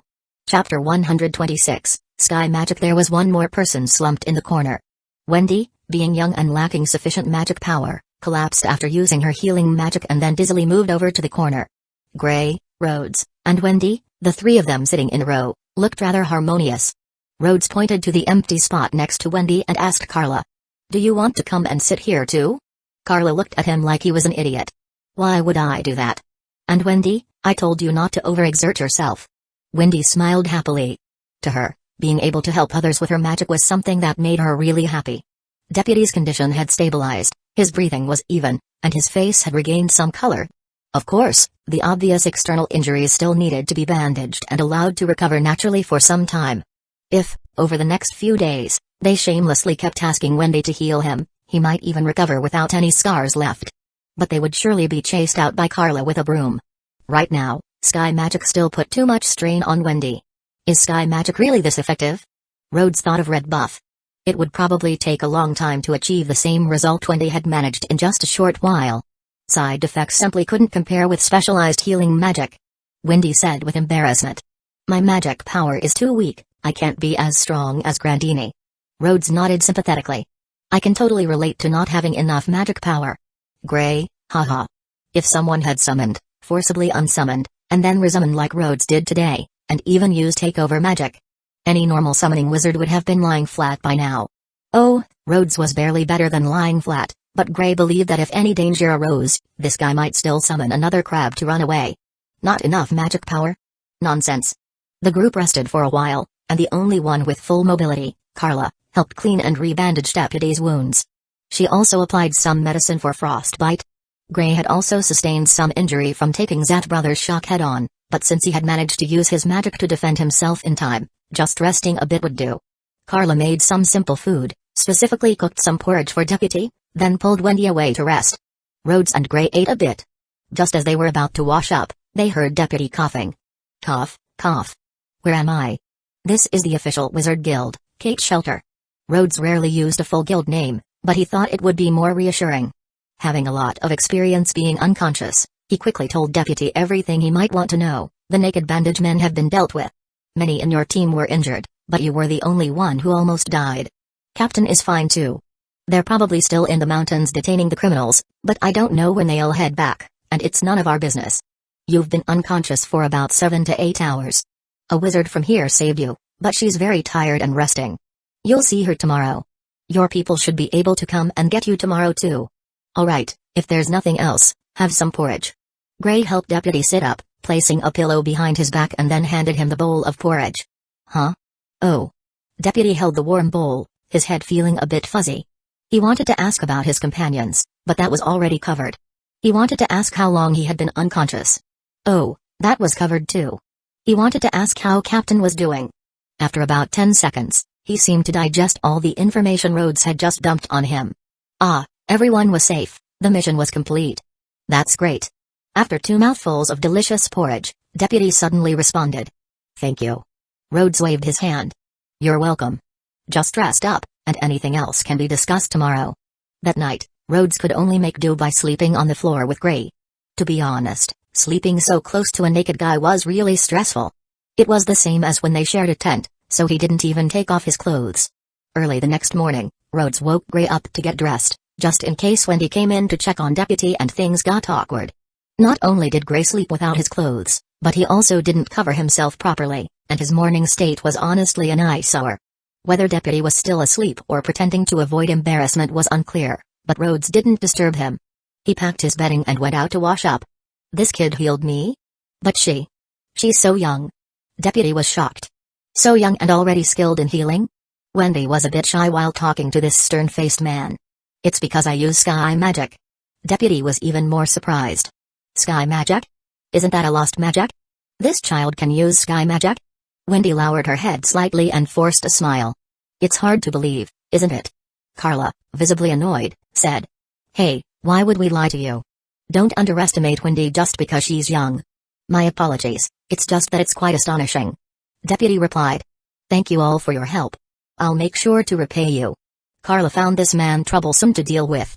It was much easier to get along with the people from Fairy Tale. Then again, this man was just reacting normally. It was the people from Fairy Tale who were weird for trusting Wendy so easily. But no, Wendy was someone worthy of trust from the start. Carla frowned, unable to decide who was being weird. In any case, being with the Fairy Tale people was just more comfortable. She looked at the two returning from morning training. Perhaps idiots are just easier to get along with. Carla looked at Gray. Why did you come back with one less piece of clothing after your run? Rhodes looked guilty. Sorry, I only managed to find his pants. I didn't notice when he lost his shirt. Despite being usually alert, Rhodes had failed to notice this about Gray. Carla stared at him in disbelief. So this guy had not only lost his shirt but also nearly lost his pants while running. Gray turned his head and stubbornly said. It's normal to lose something now and then, right? Wendy covered her face. Gray was a good person, but his habits were just too. Rhodes looked at Deputy, who had a bandage wrapped around his head. Can you already walk? Yes, I can manage a bit. Deputy said gratefully. Thanks to Wendy's healing, and thanks to both of you for your help in all aspects yesterday. By the way, you're with the council, right? Why are you here? Carla asked the question she had been wanting to ask since yesterday. And you were injured badly enough for them to bring you here. Well, it was due to fighting with Dark Guild wizards. But I'm sorry, due to council regulations, I can't disclose more details. Deputy continued. And please refrain from asking Rhodes and Gray about it either. Chapter 127, How about making a promise? As for whether to ask or not, Rhodes and Gray didn't actually know much anyway. Carla understood the rule that mission details had to be kept confidential but wasn't happy about it. The Dark Guild was operating just dozens of kilometers away from their guild, and they couldn't know why. How was that fair? Still, since the Dark Guild members had been captured, it probably wouldn't be an issue anymore. Carla frowned as she called them to breakfast. She also needed to inform the guild master about everything afterward. The three of them continued resting at Kate's shelter, and it wasn't until the afternoon that 2 soldiers from the council came for Deput. RuPaul gave them special hospitality and privately talked to Deput for a while before arranging new accommodations for Rhodes, Gray, and Deput. After resting for another night, Deput recovered quite well and said his farewells to Wendy and RuPaul the following morning. When they exited RuPaul's tent, Rhodes and Gray were nearby, chatting. You think, given how dangerous this mission was, the reward will be increased a bit? Rhodes asked. Gray shook his head. There's no rule for that. Reward changes only happen when we meet the client and confirm the mission before starting. Or if the wizard acting on the mission goes on a spree and damages things. Gray didn't say that part. Rhodes said. But this time there were unexpected events. They might give us a bonus or something as a reward. Gray responded. You said it yourself, it was unexpected. There won't be any bonus, stop dreaming. But it's the council. Rhodes said, recalling the guild master's never-ending apology letters. Even if we don't get a reward, at least they should ease up on the guild master sometimes, right? Gray thought about himself, then about the other unreliable members, and said somewhat awkwardly. Well, let's hope so. Deput and his two subordinates approached, and Rhodes and Gray stopped talking in time.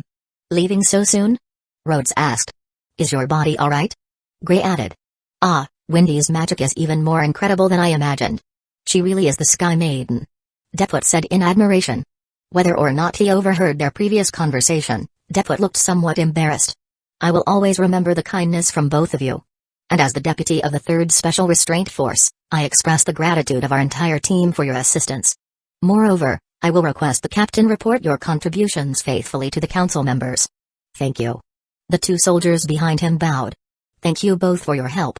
Rhodes said. Well, helping the council eradicate a dark guild is also part of our duty, so there's no need to thank us. Gray felt uncomfortable. The council thanking me? Ha ha ha.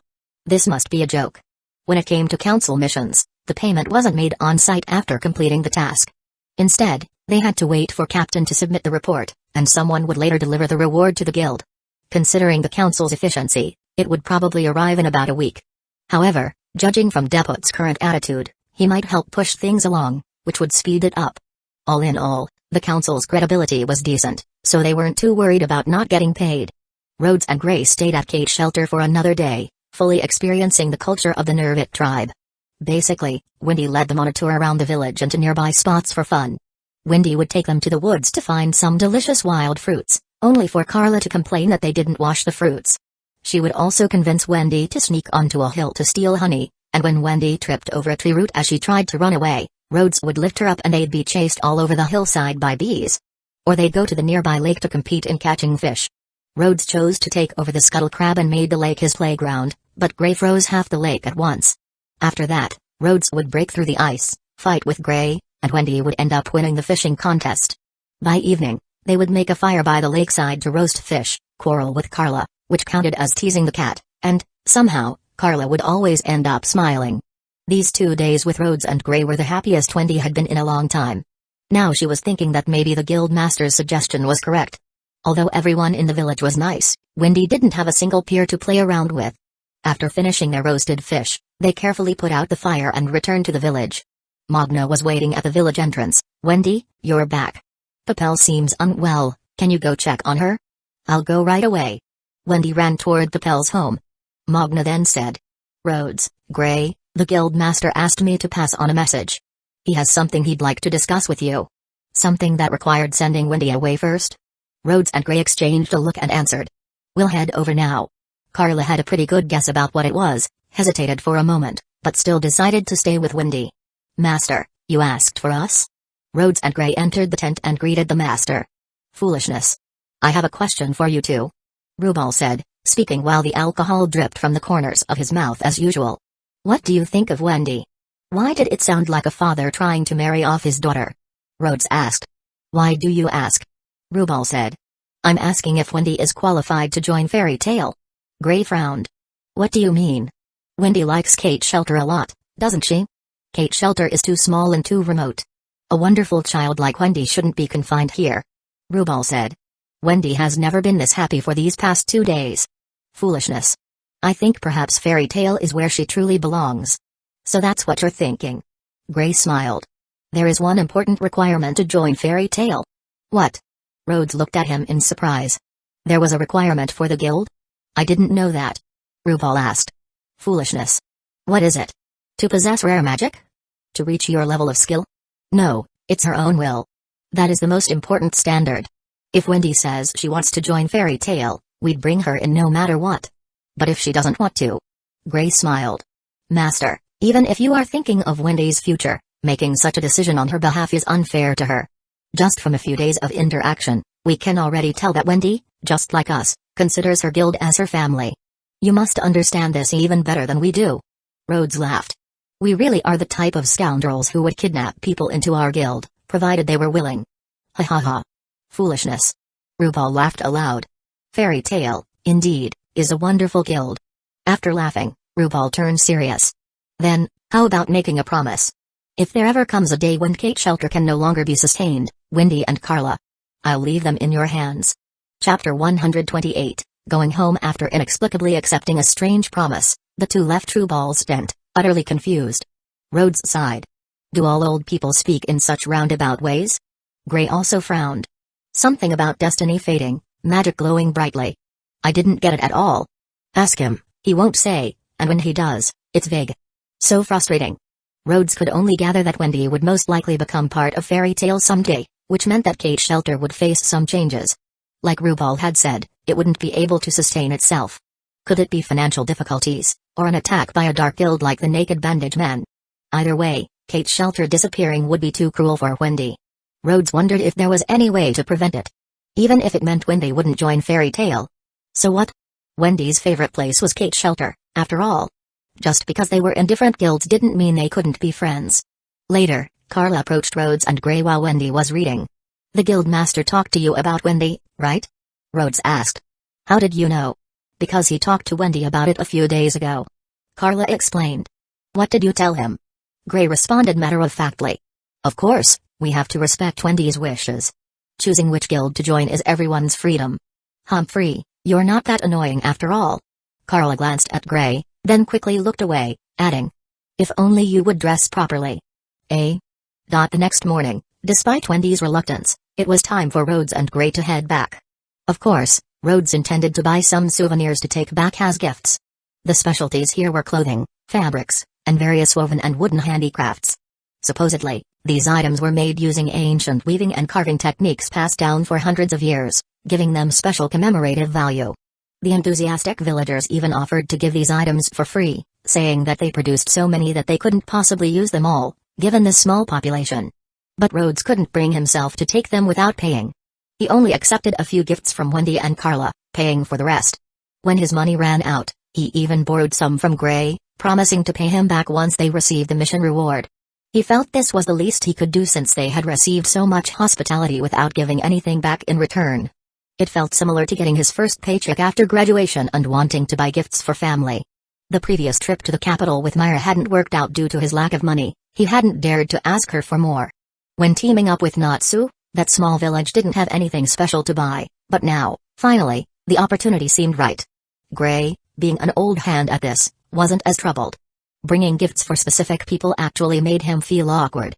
Plus, he wasn't all that interested in fabrics or clothing. On their way in, Rhodes had carried a backpack and a suitcase, but by the time they were ready to leave, he had added an even larger suitcase. Gray complained. Why do I have to carry your stuff? Well, I'm not in a convenient situation. How about carrying this instead? Rhodes handed him a small bag. Gray chose to move away. I'm not carrying a bunch of explosives. Wendy, Carla, Master Rubal, and a few villagers saw them off at the village entrance. Rubal simply stood there with his hands behind his back, smiling at them without saying much. Tears welled in Wendy's eyes. Mr. Rhodes, Mr. Gray, will you come back someday? Rhodes patted Wendy's head. I'll come visit if I have the time. You can also come to Magnolia to hang out with us. That's right. Gray squatted down and spoke to Carla, glancing at Rhodes and Wendy, smiling. Do you need that kind of comfort? Carla looked annoyed. No thanks, stay away from me. And put on some clothes, or the town guards might arrest you for being indecent. Gray sighed helplessly. You're really saying that at a time like this? Rhodes added. It's not Carla's fault. You really should wear your clothes properly, and your pants too. Rhodes felt so tired. He was fed up with saying the same thing over and over. The touching farewell mood was utterly ruined by this guy. Their return journey was uneventful, with the biggest challenge being to keep an eye on Gray. After failing repeatedly and getting labeled as the companion of a pervert, Rhodes also chose to stay away from him. One disliked how the other could explode at any moment, and the other disliked how his companion could strip at any time. Without Wendy and Carla traveling with them, they finally started to find each other unbearable. In order to avoid causing too much of a scene, Rhodes summoned Worm and told it to follow behind Gray, picking up his discarded clothes. It was a fair and reasonable setup. Having a pet help collect dropped items. However, Worm protested. It had gone so many days without being called out to play, and now it was summoned just to do work. Rhodes took out some pay. And the two sides came to an agreement. Welcome back. After several days, seeing Myra's sweet smile again was a comfort. We're back. Rhodes put all his luggage down at the counter. Feels like I was gone for a whole year. Exhausted. Gray responded calmly. You're exaggerating. We were just playing around the last 2 days. You don't understand. This is called travel fatigue. It can only be cured by the smiles and care of family. Rhodes relaxed entirely, propping his chin up with one hand, using any excuse to get a few more glances at Myra. You've worked hard. Myra poured 2 glasses of water, handing them to Rhodes and Gray, who downed them in one gulp. Then she called upstairs. Master, Rhodes and Gray are back. Mikhailov agilely jumped down from the 2nd floor. Surprisingly spry for an 87-year-old man. Hey, you two have worked hard. Master, use the stairs. Myra pouted adorably behind the counter. I got it, I got it. Mikhailov brushed her off like a student pretending to listen to a teacher. I already know the details of the mission. You two did an amazing job. I can't believe. Mikhailov tried to wipe his eyes as if to stop tears. I actually got praised by the council. Wah. You guys did so well.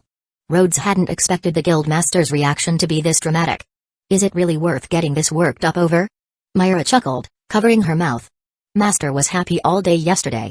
Even his walk was more spirited than usual. The more Myra spoke, the more Rhodes felt pity for the master. He should try not to cause trouble for him in the future.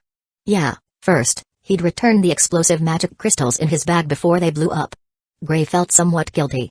He was partly responsible for the guildmaster's condition and decided never to strip randomly again. Rhodes decided to let the master express himself a bit, picked up his backpack, and headed for the storeroom, leaving one final remark before going. Gray, close. Oh. Chapter 129, Never drinking so much again. This is the same feathered headdress worn by Guildmaster Rubal of the Kate Shelter. Wear this, and you'll be the chieftain of our fairy tale. After putting away anything dangerous, Rhodes opened up his large travel case. Is this how you wear it? Mikhailov asked with childlike curiosity as he placed the extravagant headdress atop his head, trying his best to strike a few regal poses. But only a few seconds later, he burst out laughing and began twisting his body left and right to show off the gift. Wahaha. Look at me, everyone. What do you think, Guildmaster worthy, right? Guildmaster, that's ridiculous. Someone laughed. Are we doing a comedy skit now? Mikhailov, being already tiny in stature, looked even more hilarious with the giant feathered headdress towering over his head. It was practically bigger than the rest of his body. Combined with his gleeful dancing and exaggerated poses, it wasn't long before the entire guild was laughing along. Rhodes, do you have anything for me? Lockie asked eagerly. Something unique from the Kate Shelter, perhaps? Don't get your hopes up too high. I've got something for you, but no, it's not a torture device. Rhodes said with a grin as he pulled out a wooden mask with sharp, demon-like teeth. The most sinister-looking item he'd found in the entire village. Whoa. The craftsmanship is incredible. Lockie said, immediately captivated. As a user of wood magic, she instantly picked up on the detailed artistry of the mask. Though not exactly a torture tool, the creepy demon mask actually suited her aesthetic quite well. It would fit right in on her wall back home. Rhodes continued pulling gifts from his case, handing them out one by one. Ritas received a set of finely crafted old brushes. Levi was given an ancient parchment inscribed with Nerubian script. Droy got a pouch of plant seeds. Jet received a pair of hunting boots used by the local tribes. Mirza was given a ceremonial wooden armor set. More decorative than practical, typically worn during village celebrations. For Elfman, he gifted a necklace made of beast fangs. For Nab, tribal-style facial paint. For Kana, a bottle of the local brew. Elzik received a handcrafted bow and arrows. Rhodes had clearly taken the time to pick out something meaningful for everyone he was close with. Even those he wasn't as familiar with received thoughtful trinkets. Bracelets, headscarves, veils, and small ornaments. For Mara Jane, though, he presented something extra special. A beautiful summer dress complete with matching accessories, bracelet, anklet, earrings, and hair ties. Knowing the weather was already turning chilly in autumn, he even included a soft shawl to complement the outfit, both for warmth and style. Myra smiled warmly and cradled the gift in her arms. She clearly loved it. Lockie noticed the exchange but didn't bother teasing. She just gave Rhodes a meaningful glance. Don't look at me like that. Rhodes said, feigning innocence. I don't know everyone's clothing sizes, okay? But that excuse only invited more teasing. Sure, sure. Lockie smirked. You two go shopping together often, right? I bet you know exactly what size Myra wears. Myra gave Lockie a gentle nudge but felt a strange flutter in her heart. She wasn't quite sure what to make of her growing closeness with Rhodes. She remembered telling him she'd treat him to a meal during the harvest festival. Just thinking about it made her cheeks flush. And her heart skip a beat. As the gift-giving wrapped up, Lockie suddenly spotted something strange at the bottom of Rhodes' box. What are those weird chunks of wood? Rhodes said. It's just regular wood. And a flint. I'm saving it for Natsu when he gets back. Natsu wasn't at the guild today. Apparently, after finally recovering from the side effects of his last mission 2 days ago, he couldn't wait to jump into action and had already taken up a new job. Lockie blinked in confusion. What is that supposed to be? Well, think of it as fire brought from outside. Rhodes offered, having come up with the idea after some serious thought. The wood and flint were from the Kate shelter, after all. So surely they counted as imported fire, right? I just hope Natsu appreciates it. And what about that fishbone you brought back for Happy? Lockie added teasingly. That was a handcrafted fishbone ornament. Rhodes clarified. Counts as art. Besides, anything from Carla's guild is bound to make Happy happy. He'd originally wanted to ask Carla to craft something herself for Happy. But she flat out refused. It didn't feel right to give Happy something another cat had made, especially not if it was meant as a gift from him. So in the end, he let it go. Poor Happy. To celebrate Rhodes and Gray's safe return. And my recent praise from the Magic Council. I say it's time for a party. Mikrav announced, raising his tiny arms with grand energy. Oh. The guild erupted in cheers. Naturally, the suggestion got an enthusiastic response. Most members of Fairy Tale loved a good celebration, and with spirits high, a party was the perfect excuse to let loose. Another party? Rhodes muttered, bemused. Feels like we've been having them back to back lately. That's because we have. Gray called out as he casually waved a hand, and poof. His shirt vanished as usual. We had the send-off party for the magical parade, and then the welcome party at the Kate shelter. We're basically on a roll. Anyway. Cheers. Gray immediately merged into the rowdy crowd, grabbing a drink as if it were tradition. Myra gently pressed a wine glass into Rhodes' hand. Try not to overdo it this time, okay? Easier said than done. Once the mood caught on, it all escalated quickly. One toast led to another, and then another, and soon it became a wild series of cheers, clinking glasses, and laughter echoing through the guild hall. Mikrav was in a particularly good mood. He grabbed both Rhodes and Gray, practically parading them around the guild. Naturally, everyone in the guild was like family, so Rhodes had no idea what Mikrav was trying to prove by showing them off like trophies. Still, after a few grand words and a few more cheers, all their glasses were full once more. Laughter echoed through the hall, voices rising and falling in joy, and just as expected. The celebration lasted well into the night. And yes, Rhodes got drunk again. In his fuzzy haze, he thought he saw Myra wearing the outfit he had gifted her, twirling in front of him and asking with a smile. How do I look? Good. Beautiful. He remembered replying, or at least hoped he did. The morning sun crept in through the window, casting its golden glow over his face. Groaning, Rhodes sat up and rubbed his aching forehead. Ugh. I swear I'm never drinking that much again. Hot milk or warm water? Which would you prefer? His bleary eyes blinked open. And then widened. Standing before him wasn't a dream or a drunken vision from last night. Myra was actually there, in the Nervik tribal outfit he had brought back. I'll take both. He blurted out, forgetting the hangover for a moment as he took in the sight. Myra had indeed changed into the outfit. Though the top was a little light for the season, she wore a soft shawl over her shoulders to compensate. Still, it couldn't hide the graceful curve of her waist, which the outfit displayed generously. She had swapped her usual crystal pendant for a subtly ornate gold necklace, and tied her hair into a loose braid that perfectly matched the tribal style. The sleeves were slit, showing glimpses of her arms beneath the drape of the shawl, adding just the right balance of elegance and allure. Her skirt's hem lifted slightly as she walked, allowing a peek at her fairy tale guild mark. Her socks barely reached her ankles, their purpose seemingly to highlight the delicate silver anklet she wore, drawing attention to her pale instep and toes that shifted restlessly with every hesitant step. This is the first time I've worn something like this, Myra said, a little awkward as she fidgeted. It feels a bit unfamiliar. Rhodes, hangover or not, felt instantly refreshed. It's beautiful. Honestly, it looks even better on you than it did on the actual Nervik tribe's woman. Really? Myra turned slowly on the spot, her smile warm and genuine. Then I guess it was worth trying. But after a moment, she added. Still, it's probably time to change. So soon? Rhodes asked, a little disappointed. Well, she said with a soft chuckle. It is late autumn. Summer clothes do feel a little out of place right now. She glanced toward the guild hall. And besides, everyone's about to wake up. Chapter 130, Rhodes, do you know how to write a self-reflection? Myra had already changed back into her usual outfit. But she kept the extra bracelet on. As for Rhodes, life returned to normal, though he now carried a little more warmth in his heart. Once everyone in the guild finally woke up, they began cleaning up the aftermath of the party. Tables and chairs were put back in place, the broken ones got patched up, and soon everything was as it should be. Some people headed home, others took on jobs, and a few just hung around to chat. Makarov watched as the younger members crowded around the job request board after helping clean up. He felt proud, yet slightly worried at the same time. After a bit of internal debate, he called out tentatively. Rhodes. What is it, Master?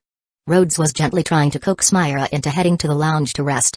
She insisted she hadn't stayed up too late, but the sleep deprivation written all over her face said otherwise. Have you considered teaming up with someone else? Makarov glanced toward the job board. Maybe, with Alzik, for instance? Rhodes immediately saw through the old man's ploy. It was way too obvious. Master, I just got back. Let me rest for a few days first. He replied with a knowing smirk. Right. Makarov gave a sheepish chuckle and sighed in mild defeat. Rhodes raised a brow. Why the sudden concern? Alzik's usually pretty steady, isn't he? Doesn't cause much trouble. Myra stepped in to explain, helping Makarov save face. It's because Alzik's been having a bit of a rough patch lately. After the Harvest Festival, he took 2 jobs. Everything started off fine, but each time, he lost focus at a critical moment. He nearly hit the wrong target both times. Last time was the worst. She added. The client came back complaining that one of Alzik's magic bullets grazed his ear. It gave the poor guy quite a scare. Rhodes frowned. That's serious, huh? If this keeps up, someone might actually get hurt. Myra nodded, stifling a yawn. It's not that bad yet. Alzik uses mostly paralysis bullets, so it's not lethal. But still, he is clearly not in a good state. Losing focus at the worst moment. Sounds like he needs a solid rest. Rhodes gave Myra a pointed look. Don't you think so? Myra gave him a soft, exasperated look in return. Yes, after I finish calculating last night's bar tab. I'll help with that. I'm a numbers guy. Never scored below 140 on a math test. Rhodes confidently took the pen and ledger from her hands. What does that even mean? Myra blinked, baffled by the grading reference, but from his tone, she could tell it was meant to be impressive. Not wanting to brush off his enthusiasm, she smiled and gave in. Master, I'll go take a short break. You can go talk to Alzik instead. You've earned it. Makarov nodded. Myra really had been working non-stop lately. He turned to Rhodes, watching the young man work beside the job board. Both Rhodes and Myra, they were solid, dependable kids. More than a week had passed since the Harvest Festival. Magnolia had finally returned to its usual rhythm. With the out-of-town visitors gone, the tavern had quieted down too. Most of the remaining guests were either guild members or locals. Business wasn't as hectic as before, so Myra could manage just fine on her own. Rhodes, meanwhile, continued assisting at the guild. While only the guild master could approve or reject official requests, Rhodes had taken to helping with the paperwork. Registering jobs, stamping them, looking up background info. All to lighten Makarov's load. After all, he'd watched Myra do it 100 times and had practically memorized the process. Makarov glanced over at him again. Technically, only he and Myra were supposed to handle sensitive request files, but letting Rhodes take a look didn't feel wrong anymore. The boy had earned that trust. Come to think of it, Rhodes really could do just about anything. Whether it was leading a team into dangerous territory or supporting the inner workings of the guild, he pulled it all off. And not just well, but exceptionally. Makarov was quietly hatching a new scheme. One that involved offloading everything onto Rhodes. Sure, it might be a bit much, but Myra was around too, so if they split the load, it wouldn't be too bad. As he drifted into deeper thought, Makarov suddenly turned and asked, Rhodes, do you know how to write a self-reflection letter? What? Rhodes stopped mid-stroke with his pen. Why are you asking about that out of nowhere? I mean the kind of formal apology the guildmaster has to submit to the council whenever one of our members causes trouble. Rhodes immediately responded. Not a chance. I'm not writing a single word for you. He folded his arms and said firmly. I just helped bring in a massive contribution to the guild. Gray literally coughed up blood for fairy tale. And you want me to write a self-criticism? I wasn't saying you had to write it now. And I won't write it tomorrow either. Rhodes interrupted. In fact, you might want to get started on one right away. You'll probably have to write one tomorrow, and the day after, and the day after that. Makarov looked like he'd been turned to stone. This kid was too brutally honest. Just then, a cheerful voice called out. Master. Hey Rhodes, you're back. Feels like I haven't seen you in ages. Goodman. I just got back yesterday. With the welcome party and all, I've been stuck here in the guild and haven't even made it home yet. Rhodes was a little surprised. Goodman wasn't a regular fixture at the guild. Including today, he'd only seen the man twice around the tavern. Did something bring you by today? Got a job request? Nah, Just wanted to take a break after being buried in work for so long. Goodman replied with a grin. Oh, and you really stood out during the magic parade. Ugh, don't remind me. That whole thing was kinda embarrassing. Rhodes chuckled and poured Goodman a glass of wine with practiced ease. Oh. By the way, I brought a little something for you. From his suitcase, Rhodes pulled out a finely carved wooden figure, a piece of patterned cloth, and a small toy that resembled a propeller-topped bamboo dragonfly. This is way too much. Goodman said, startled. His family ran a business in woodcrafts and weaving. He could tell at a glance these items were high quality. I picked them up in the South. They're actually pretty cheap there, but the craftsmanship's unique. I figured you'd appreciate it. Rhodes rummaged through his pocket and found the amulet Goodman had once gifted him. Think of it as a thank you for the charm you gave me back then. That was just an ordinary trinket. Goodman replied, flustered. This doesn't compare at all. To me, it does. Honestly, that amulet might mean even more. Goodman didn't know much about Rhodes's background. Or just how rough things had been for him in the past.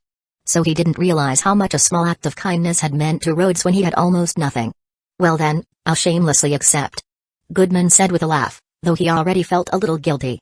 Molly and Bear are gonna love these. I'll bring them by to say thank you sometime soon. It's just a little souvenir. Don't make it a big deal. Rhodes replied casually. Goodman reluctantly set the gifts aside and joined in with a drink. He chatted with Rhodes about his travels and caught up with McCurve on recent happenings in Magnolia. Eventually, he made his way over to Wakaba, and the three started trading stories about family and kids. After helping a couple of people register their job requests, Rhodes looked up to see a disheveled-looking man walk toward the counter. Master McCurve, I'd like to join Fairy Tale, and specifically, I want to join Levy's Shadowgear team. Chapter 131, The Mastermind, The Evil Demon Myra Jane Stublin. McCurve said slowly. If you want to join the guild, that's fine. But if you want to be part of Levy's team, you'll have to talk to her, Jet, and Droy. Rhodes eyed the man in front of McCurve. He had a scruffy buzz cut, unshaven beard, dull eyes, and no shoes. Even though it was already late autumn. He practically radiated the word burnout. Rhodes vaguely remembered seeing him around the tavern before. He seemed to be on familiar terms with Jet and the others. Dublin scratched the back of his head and said. I already asked Levy, but she turned me down. McCurve raised a brow. Why's that? Because, I'm not a wizard. Rhodes. A non-wizard wanting to tag along on a job-taking team? That's bold. Still, remembering how he himself joined Fairy Tale, Rhodes tried to be more understanding. Have you thought about learning magic? You think I could? McCurve gave a gentle nod. He never turned away someone who genuinely wanted to learn. What kind of magic are you interested in? The same kind Levy uses. Solid script magic, huh? Rhodes, you go ahead and explain it to him. Me? Rhodes blinked. Wasn't this supposed to be Levy's area of expertise? But McCurve insisted with a nod. Just explain the basics. Alright. Rhodes began. Solid script magic is a type of script-based magic where you construct words using magic energy, and then... Yeah, forget it. Sounds like a pain. Before Rhodes even finished one sentence, Dublin gave up faster than Jet after another failed confession. Rhodes watched him walk away in disbelief. He couldn't tell if Dublin genuinely gave up, or if he was just hoping Levy herself would teach him. Don't mind him. McCurve said with a sigh. That one always quits at the first sign of difficulty. Even if he did join the guild, I bet he'd end up like Nab. Just sitting around doing nothing. Rhodes narrowed his eyes. Why does that sound so familiar?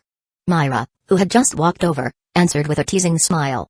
That's because for a while, the master was worried you were going to turn into the second Nab.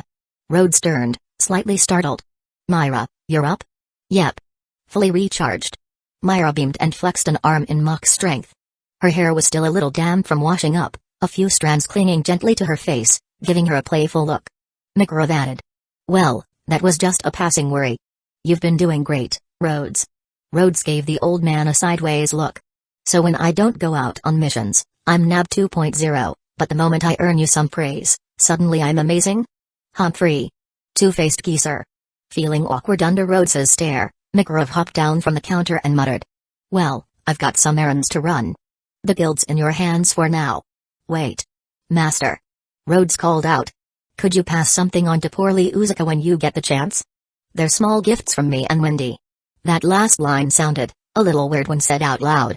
In any case, it was a warm cloak Rhodes had picked out, a handmade sachet Wendy crafted herself, and a pouch of rare herb seeds that when they had gathered with help from the others at his suggestion. McGraw accepted the items and departed with a nod. Myra skimmed through the guild's ledgers and stamped forms. You did a great job with this. Rhodes grinned. Naturally. Once I become an S-class wizard, I'll steal your job too. Better worry about getting replaced, Miss Myra. Oh? Myra tilted her head, playful. Then maybe I should fire you now, take all your wages, and confiscate your last mission rewards. Rhodes gasped in mock outrage. Abuse of authority. Is there no justice in this guild? Justice? Oh yes. Myra said sweetly, sitting down and resting her chin in her hands. I'm in charge of that too, Mr. Rhodes. Feel free to file a complaint. Rhodes looked solemnly tragic. Alas, the demonic claws of Mara Jane have stretched into every corner of Fairy Tale. All power is now under her rule. He clasped his hands dramatically and continued. Even Fairy Tale's strongest newcomer, its future star, Rhodes, has been forced to bow his head, biding his time, waiting for the moment to resist her tyranny. But beware. He added in a lofty voice. The power of the oppressed knows no bounds. The dark reign of Mara Jane Strauss will not last forever.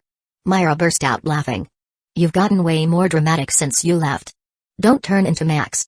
Rhodes kept the bit going. And to make sure he never rises too high, the evil Mara Jane even dares to interfere with the course of Rhodes' future growth. Myra playfully raised a hand as if to smack him, and Rhodes chuckled, dropping the act. Later, once the day's little tasks were out of the way, Rhodes stepped into the guild's backyard for a break. It was about time to ease back into training mode. Their last mission had made something very clear. He had a long way to go. Even with Grey backing him up, and help from the council's unit, it had taken serious effort to bring down a single dark guild. And Grey had ended up a bit injured too, though that was mostly his own fault. Still, compared to Risa taking down an entire dark guild by herself just to get back in time for dessert, it really didn't feel all that cool. He'd earned enough for at least half a month of living expenses, which meant time to hit the grind again. First up, physical endurance and magic capacity. The core of all magic. No excuses. No slacking. Next, continue exploring the Summoner's Rift. If he could figure out how to get that blue buff, maybe he could offset his magic drain issues. And finally, he needed to start developing a new takeover form. He had a lot to do. When Rhodes clocked out that evening and headed to the backyard, he found Myra there, already dressed in workout clothes. You've been training at night lately? He asked, watching her tie her hair up. Of course. Don't underestimate my commitment, she said confidently. Rhodes thought there was something oddly captivating about a girl tying up her hair. He snapped out of it. Where's Elfman? He left earlier this afternoon to take a job. Myra said with a sigh. Said something about not being able to lose to you. He only just got back from the last one. Huh? Rhodes blinked. Lose to me? What's there to lose? Anyone who takes more than 2 jobs a month is already doing better than me. More like working overtime to try and beat you, Myra said, rolling her eyes. And you said you dressed after the last mission. So what are you doing out here again? This is rest. Rhodes replied with a grin. Mendel rest. Staying in the guild, training at my own pace. I'm relaxed. Truthfully, being back in the guild made him feel at ease. Sure, group fights were still a bit nerve-wracking, but it was a different kind of tension. It didn't leave him feeling drained. Myra thought for a moment. Wanna team up with Elfman next time? Sure. When? When I think you've rested enough. Nope. Myra interrupted, smiling slyly. I'll be the judge of that. Rhodes laughed. Alright. The two of them chatted while warming up, then quietly went into their separate training routines. They trained in silence after that, fully focused. Their regimens were different, and they didn't always stay within sight of each other. But knowing someone was nearby made it feel less lonely. Train. Rest. Wipe off sweat. Apply some salve. Then, walk her home. For some reason, whenever Elfman wasn't around, Rhodes always seemed to be too low on magic to summon his scuttle crab for a ride. Not that he didn't know the reason. The autumn night air was crisp and cool as they walked side by side down the quiet street. Myra hesitated for a moment, then softly asked. Are you free tomorrow? Chapter 132, Planting New Seeds Tomorrow. I don't have any special plans. There was no point playing coy. Hesitation would only lead to defeat. I know a place. The food might be something you'd like. Myra gently tugged her jacket tighter. Want to try it out together tomorrow? Sure.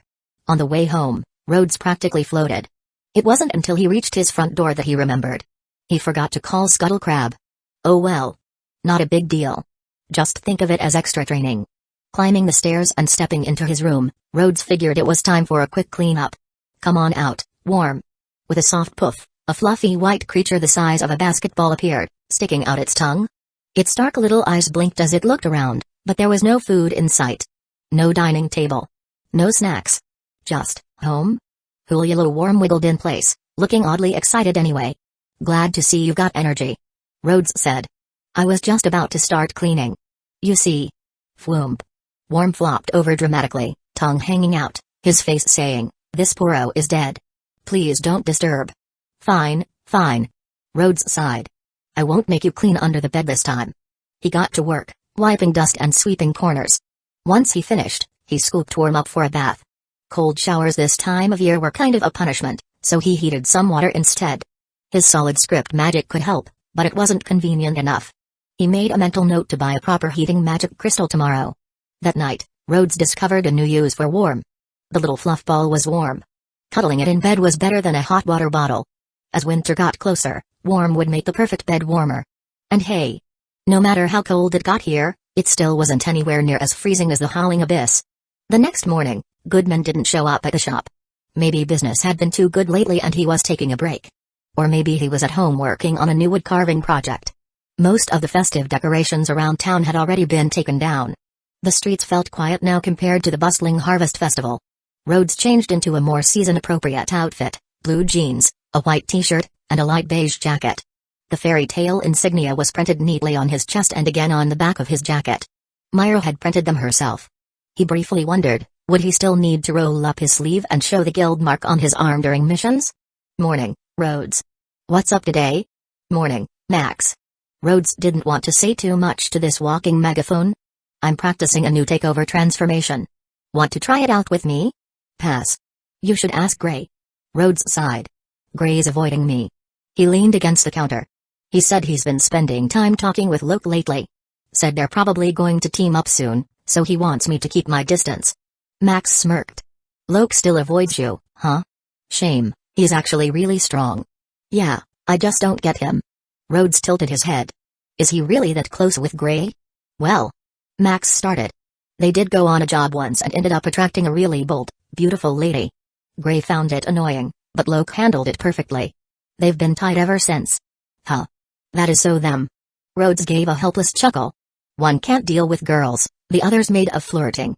After that, Rhodes handled his usual chores. Wiping tables, tidying chairs, small guild duties.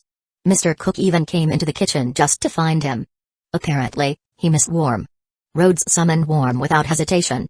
He still didn't know what Cook liked about the little guy. Was it because Worm was good at begging for food? Well, that was fine.